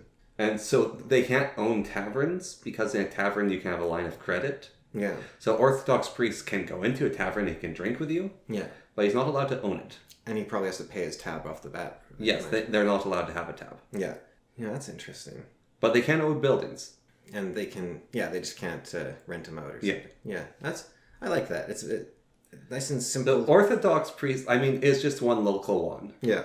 But as he described it, they seem a very ominous, like down to earth, like sort of like loamy soil sort of version of Christianity. And I think like following that guy's logic, right? Just because we can't think of a reason for women, the very fact that we were given them, it's like, well, obviously there is one. That was very sexist of you. We are given women. Oh, so women belong to men. They're given to them, huh? Yeah. What was it was something like there was some right-wing politician. She was saying women can't become men, right? Yeah. And that goes against everything the Bible said. And then someone replied, yeah, but men can become women, and you're talking a lot of smack for a rib.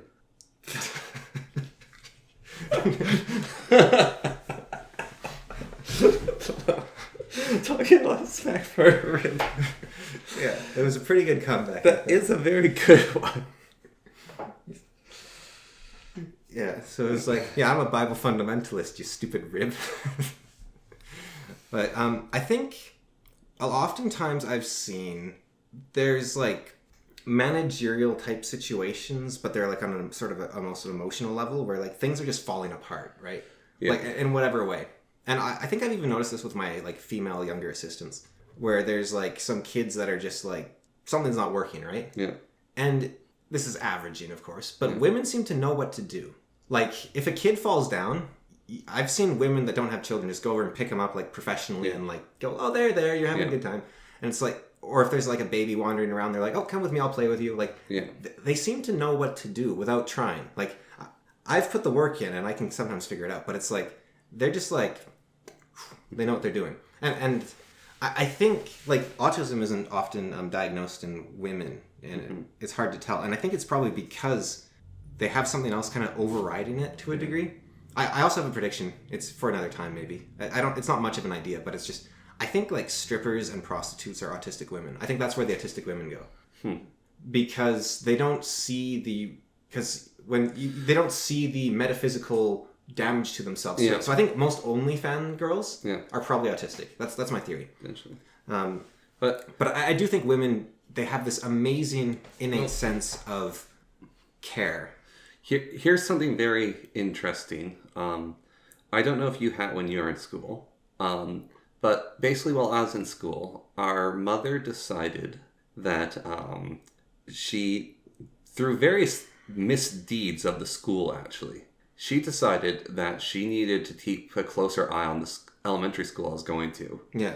And so she started working part-time.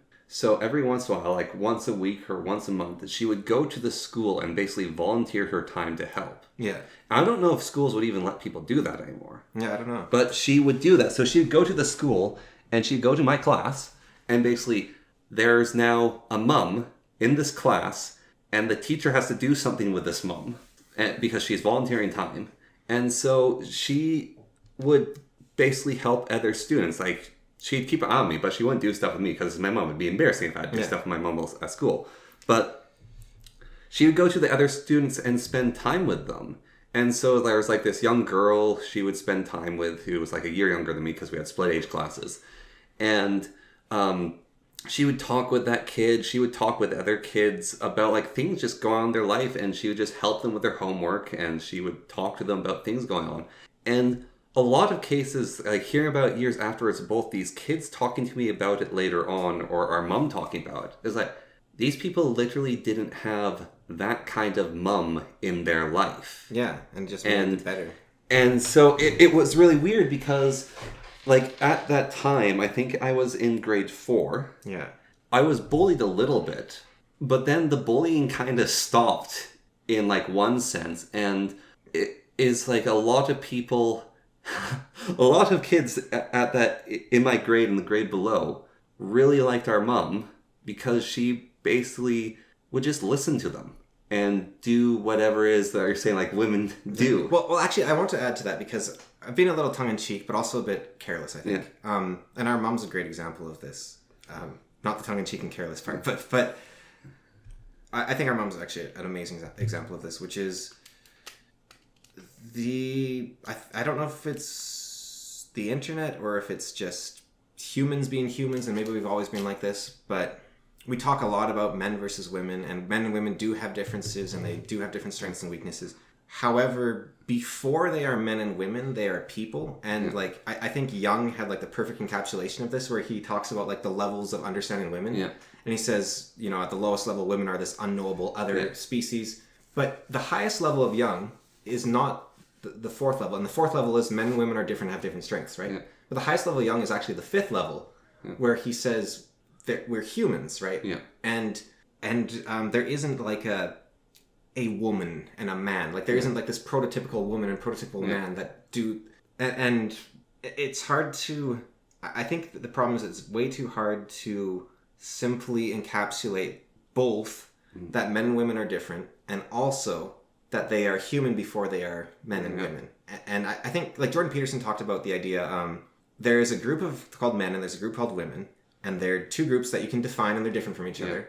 But men and women are more alike across groups than between groups. So like there's more difference between men in the same group than there is from a man and a woman across the group, basically. Yeah. And I think that is this more scientific way of, it actually has a name, I can't remember what it's called, but I think that's the more scientific way of saying it, basically, which is, yes, there's differences and yes, there's different behaviors, but you can't just say... But we're so similar, it's that the differences we pick up all the more. But it's more like, you can't... I don't think you can say, given... Let's talk about this HR nonsense, right? Like, I've been dealing with a lot of women at work that are like, we need to go do all this procedural HR paperwork, work, right? Our mom hates that sort of stuff. Yeah. She is very pragmatic. I want to go here and I want to do this. And I will do it myself and I'll be done. Yeah, well, she's a tomboy. And my best friend's mom is also like, she's just like, she's German too, so she's like, it will be done. Yeah. Schnell. Finishes the work. And all the women I've ever been raised by, basically, like even the daycare owner, she was, I mean, she was very hardcore, but there was never a, oh man, they're doing all the like annoying paperwork stuff. Like, well, that might actually just be an age thing. Age thing for like generational, you mean? Just people. The older people get, the more they might dislike. Right, but these are older people that I've been dealing with work recently, actually. But I think it's more like there's just different people. Like, no, there is, and I don't think you know nothing about it. It's the difference between averages and between individual, right? You know nothing about a person because of their group, but you can make bets on it. Yes, like you can say, your French will probably like cheese. Yeah, but you actually know nothing about that individual French person. That's correct. And I think with and I also think a lot of the more negative attributes attributed to women, like feminine negatives, are more of like echo chamber creations that aren't actually a womanly virtue. They're more of a thing that women have fallen into, like HR, right? Yeah. Like there was no HR 500 years ago, right? No. But I think women not wanting to shake the boat as much, they just sort of spiral into this thing where they talk each other up, and then go to any subreddit and you'll see people, they form this down. I was on Headlights Are the Enemy, and they were talking about like fantasizing about shooting people who had high beams on their cars. Yeah. Like that's the sort of thing that happens when you get into this in-group, right? Yeah. Like, it's high beams on cars. Like it's annoying, yeah. And I do think there should be regulation on LEDs because it's ridiculous. But these people are going insane. Yes. And because they're in this huge echo chamber that's just like spiraling downwards. And and it's the more extreme person is the one that's listened to rather than the less extreme. So you slowly spit off the chaff of the less extreme people, and it just becomes this melting pot of like extremities. And so I think femininity and masculinity can also become that. Yes. And then you get people who aren't real men, who are the epitome of masculinity, like an Andrew Tate, where it's like, you're not... Like, Lord Byron was a manly man. He was a poet. He was like a pretty boy poet. And I think, like, you were talking about Baldur's Gate, the gay elf you called him, right? Yeah. It's like, no, that is a manly man. He is like a super manly man. He's like a Louis XIV or a Lord Byron, or like, he's a very manly man. He's a ponce. Yeah, and what's more manly than a ponce, right? Like you want to punch a ponce in the nose. Yeah, and he's gonna put up your dukes. Yeah, you put up your dukes, and then the working class man clocks him with a fist the size of an apple tree. But they are both archetypes of man. Like, yes. That's not a woman. A woman doesn't do that thing. Yeah. Like peacock. He's a peacock, right? Yes. Like there isn't a female peacock. They're like these drab doll birds. That's a man's job to go like, whoa, you know. Yes. And so. But we've restricted ourselves to like, there's one kind of man and he smokes and he's rude and he's muscular and he doesn't like women and he spends all his time with men and he makes sure his jaw's chiseled so all the men like his jaw, and it's like, wait a minute. But women like the pretty boy. That's the man. Yeah. And same with women. A woman isn't like this girly girl. A woman is someone who's interesting and fun to be around, right? Like that's true of both. But yeah. And I'm trying to think I'm trying to think of a famous... The problem is women are, I think, written poorly more often than men. So I'm trying to think of like a Lord Byron sort of equivalent. I mean, he's a real person. But I'm trying to think of like Joan of Arc, I wouldn't call an example of a great woman. She's an example of a person that a woman can be. But I want to say an avatar of femininity that isn't just like Barbie, right? And so I'm thinking like... and I wouldn't call... avatar of... Cleopatra. Well, she was a Barbie, basically. Yeah. But she was a very astute, clever political actor. Very good nose. Very good nose. Or is there any famous women? Jeez. There's Queen Victoria and stuff, obviously, but she's she's not. I wouldn't call her a great example. Arwen's a pretty good example of a. Well, is she a good example of femininity? Oh yeah. Yeah. Yeah. Yeah. Hermione's a great example of femininity. Actually, she's there for the like. I don't even want to say like typical feminine things. It's just she's a woman. She's a great woman, and she's a woman. Yeah. Like Hermione. That's a great example. You're a girl, Hermione. What do you like? I love that part of the books. Yeah. Wait a minute, Hermione. You're a girl. So, thank you for noticing. Yeah. But that's like all my friends growing up, right? We'd be like, yeah, like I'd play house with one of them, and it was like, yeah, I'll be the husband, you'll be the wife, right? Yeah. But you're my friend. Like most importantly, like we just get along. Like we're just man and woman that get along. Well, 4-year-olds. Yeah. 4-year-old man and 4-year-old woman that get along. Yeah.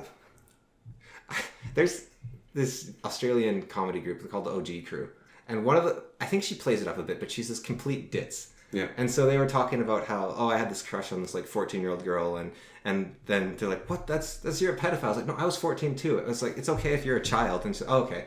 And then they're talking about Epstein, and it's like, yeah, he was with this like 12-year-old girl, and she's like, yeah, so Epstein was this horrible pedophile. And she's like, no, it's okay because she was a child.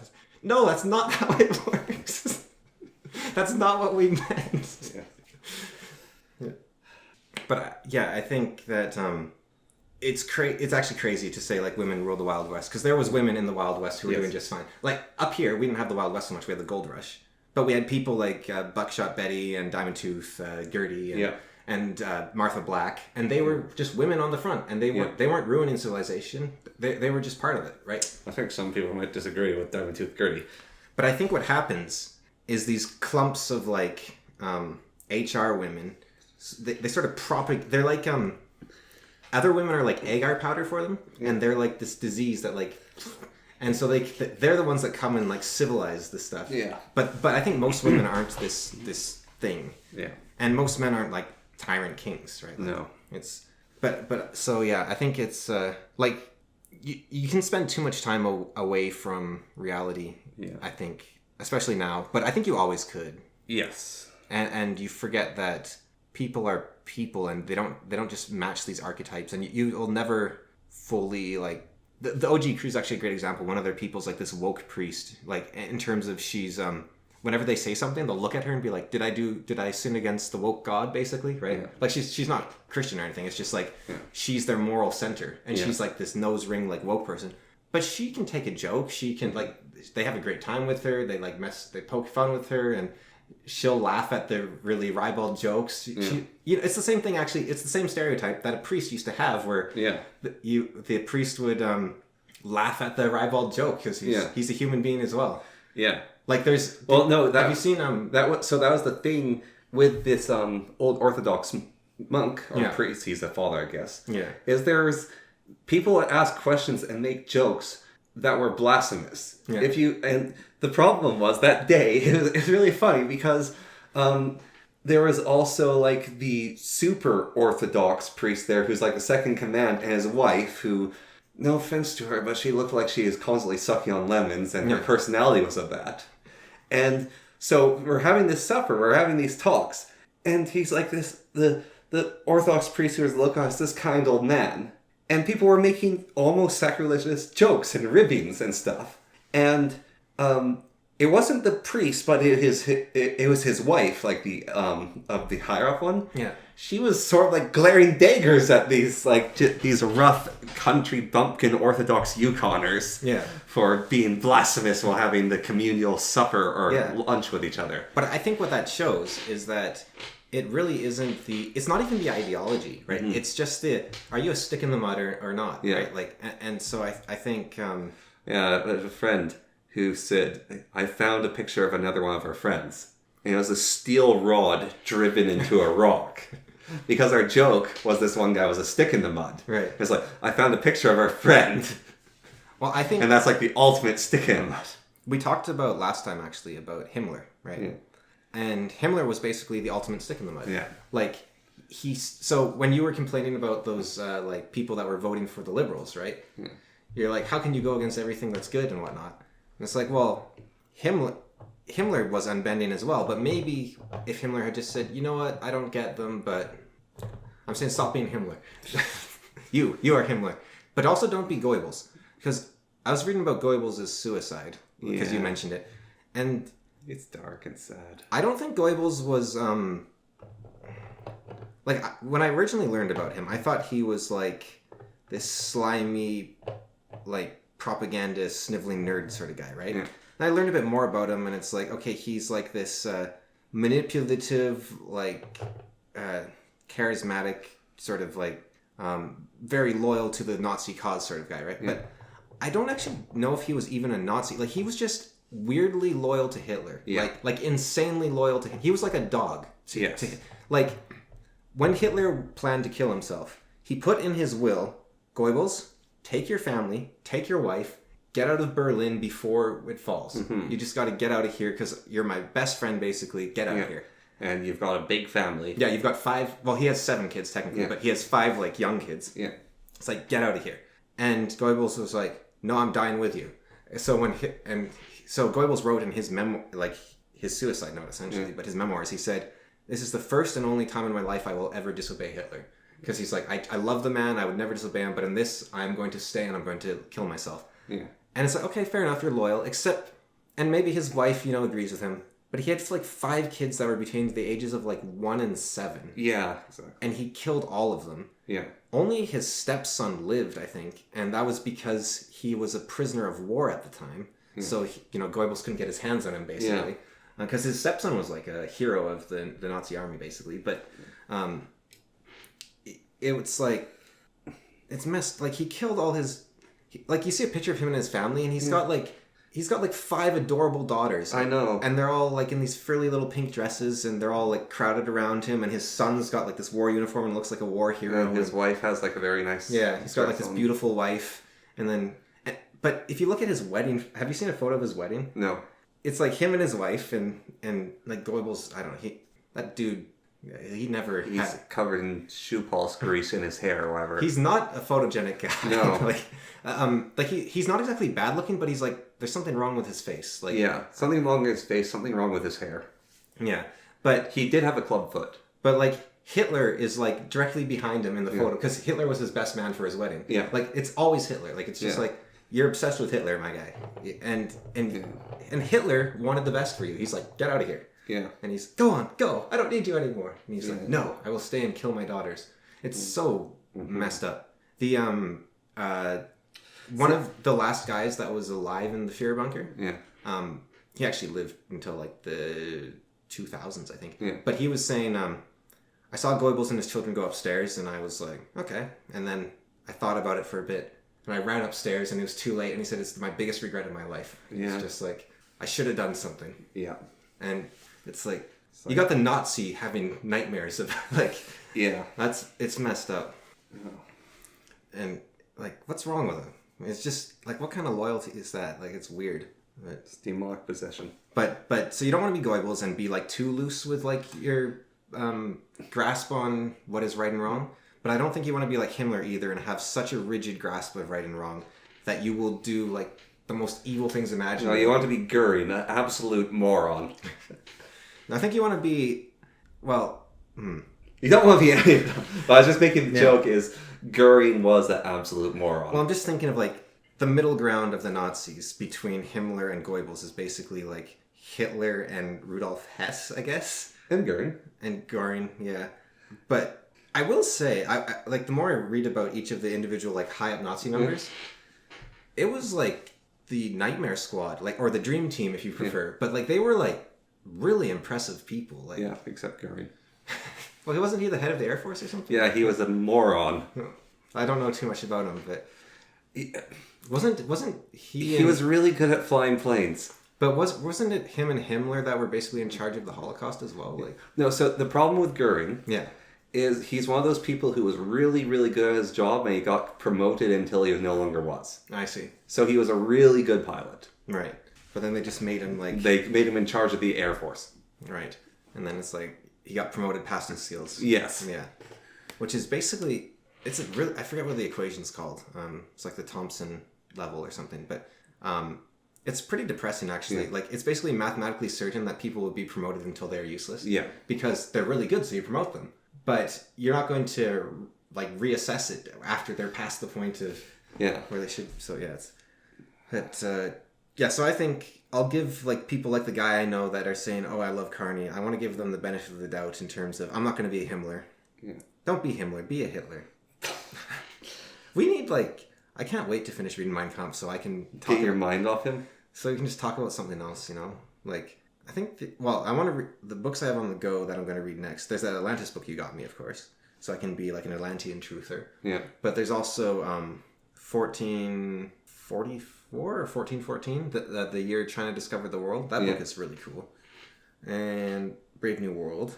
The Prince. But I'm going to take a break before The Prince because that's basically more Hitler. But I do think he's... The Prince was like written 400 years before that. Yeah, but like Hitler based a lot of his stuff off of it. Okay. So it's... I wonder, like... It's kind of annoying because you can't have a proper conversation with basically anyone about this because of... they're either going to be on one side or the other. And I don't want to talk to someone that's on a side about this. But I think Trump is basically following Hitler's playbook exactly. But I don't think that's necessarily a bad thing. But not because I like what Hitler did, but because Hitler had some good insights on politics in general. And, like, I don't actually like Hitler's political insights like, in terms of they're a little cynical and like, principle avoiding, but they are very effective. And if you follow them, you'll probably succeed. Yeah.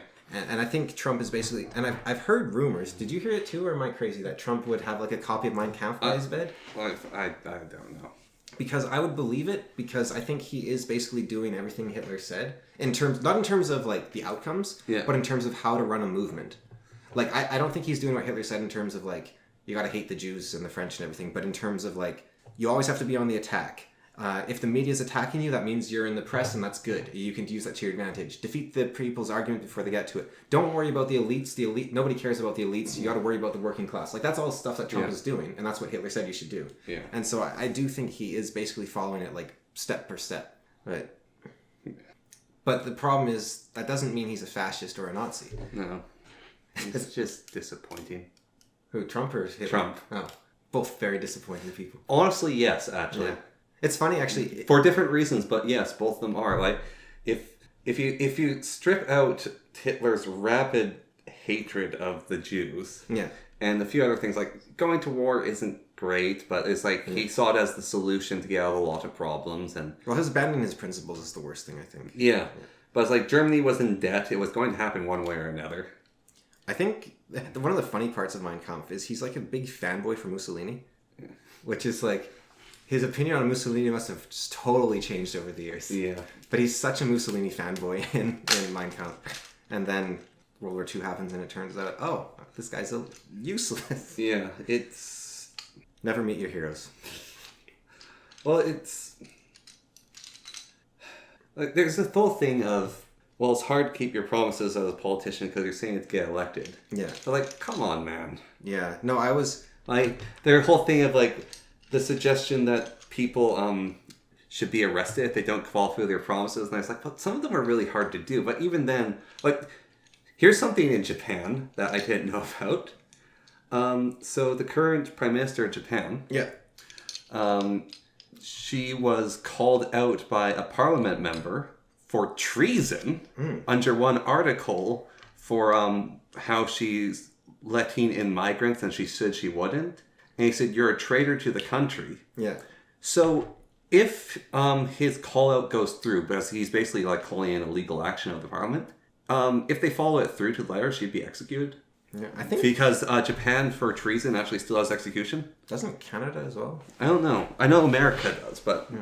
I think we might in Canada as well. Yeah, but it's like the person in the parliament actually called her out for it. And it's not like this person's like a crazy right-winger. Like, I think he is a part of the right-wing party. Yeah. But Japan is so procedural and so like cautious and careful that him doing that, even if he's on a smaller party, is actually a really big deal that he felt the need to have to do that. I mean, she's right-wing, isn't she? She's right-wing like Trump is right-wing, like Maloney is right-wing, like the Tories were right-wing. Right. So she's just kind of a populist more than a right-winger. Yeah. Isn't... Even like potential... Well, I don't know because Paul has never been in power, but... He's just like... I think he's kind of like, sadly to say, I think he's kind of like Nigel Farage. Yeah. It's kind of a... I think he's better than Nigel Farage. Mm-hmm. It's hard to be that bad. But Yeah. I don't think, as far as I'm aware, he doesn't backstab people like Nigel Farage did. But I think he just wants to win. Like, Yeah.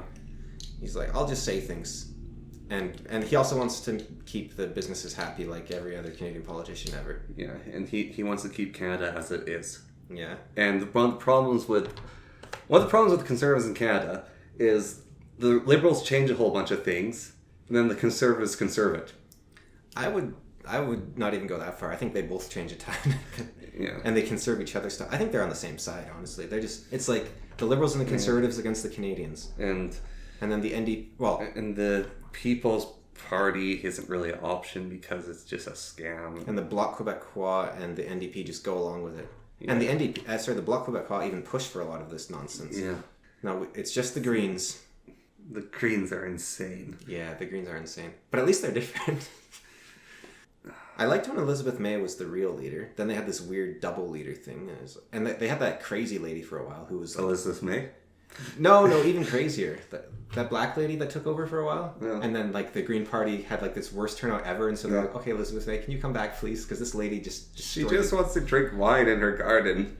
Because the lady they had was, like... you have a problem if one of the leaders of your party is referred to as Canada's wine aunt. Well, she's better than the other Green Party leader. Well, that's the other thing. If she's better than the other leader, that's also... She was like, well, what's the way to put her? She's like Malcolm X. Like she was like this black supremacist, like DEI. You know a verisimilitude? Like the feeling of things being real? Verisimilitude sometimes is also like, what is it called? Like resonance? Like things lining up?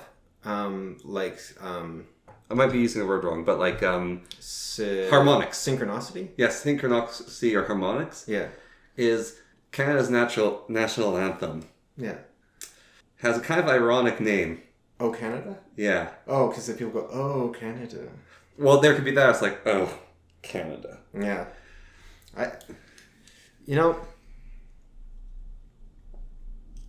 If I were to write a list of peoples I didn't like, it would be Gen X. It would be what? Gen X. Because maybe it's not just them doing it, but the people that go, oh, Canada. Those people. And then the people that use ... online when they're writing. Oh. So we have to end. We've been at this for a while. But I saw a video of it is rarely used punctuation marks. Yeah. Which do exist in English. Yeah. So there is a question mark squiggly with a comma. Which is so you can have a question with a continuing sentence. Right. But you can basically put the question there and then keep the sentence going. There's one of them which it's like a period with a little half U over it. Yeah. And it's meant to symbolize like friendliness basically in punctuation. So it's like in music you're meant to hold the note when it looks like that. Yeah, no, so but in English this it's going. No, it's not like that's what it's actually what some people use ... as properly. Oh. This is a calm sort of like I'm trailing off, but it's not like it's like we're being calm, we're being friends. Yeah. There's like excitement with like I can't remember, but they are actually brilliant. Like the lesser used punctuation marks. Yeah. Would solve so many communication issues that we have in texting to each other if we actually use them. I think emojis should become more popular. Well, it is sort of that. Like one of them, like is to irony mark. Yeah. Like there's actually so you type something out, and at the end your punctuation is an irony mark. Oh. And I think an irony mark is the question mark without the dot at the end. I think is what it looks like. What they do on Reddit is they go /s like end sarcasm. Yeah, but like they're just Or we burn the internet down when we talking first. Yes. Yeah, but even like ... the ellipses. I hate ... so much. I'm revoking all Gen X's ellipses privileges. That would be my... If I was the... Supreme tyrant for a second. Yeah. Well, I would do a few things. I would defund CBC. Yeah. And then I would... No, in order of importance, I would defund CBC. Then I would ban ellipses use by Gen X. And then I would limit immigration. And then I think I'm good. I think I got it all. I think I nailed it. I would get rid of inheritance You know the tax. fix everything button? Yeah. That's a large amount of the fix everything button you press there. Yeah. I'd get rid of inheritance tax. And then I want to do something crazy too. Get rid of income tax. I would get my genie to bring Versailles to Medicine Hat, Alberta, and I would make that my throne. Why Medicine Hat? I don't know. I was just trying to think. There's far nicer parts of Alberta. I was just trying to think of a place in the middle of Canada that wasn't. A swampy, rock-filled hellhole. Yeah, I'd bring it to. No, what you do with your genie Yeah. is you'd have him make... Like, this is something you could do with your genie. Is you could make the sort of central middle part of Canada usable. Actually, what I would do is I would make my throne just in Mexico, and then I'd just get him to fly me there. And then I could just have a good time in Mexico. You know about that, like, that baby that was born in Canada who was the last princess of Norway during World War II when the Nazis had conquered all of Norway, and so the Norwegian throne would have ended because she wasn't a Norwegian princess. She would have been a Canadian citizen. Yeah. And so the Canadians just said, "We're giving this land to Norway for the next 24 hours," and then she was born on Norwegian soil. Then the Norwegians went, "Ha, sucker! We're not giving it back." They had like, This is royal land now. this hospital room is royal land forevermore. My daughter was born there while I was fishing in the creek near over, and so both the creek and that land are now Norwegian forever." Oh, you don't want to allow the Norway. Norway is like Canadian mining companies. They ruin everything. Like they go into Africa, they go into Panama. But at least they're equal opportunity because they also wreck Canada. Yeah. But the Norwegian fishing companies, man, you do not want them near your waterways. They will like wipe out your native species and fill it with diseases and like they're awful. And then they'll ferment it and sell it in cans. Yeah. But yeah, no. Okay. That can be. All right, we'll leave it there. Yes. I'll just we gotta do the intro.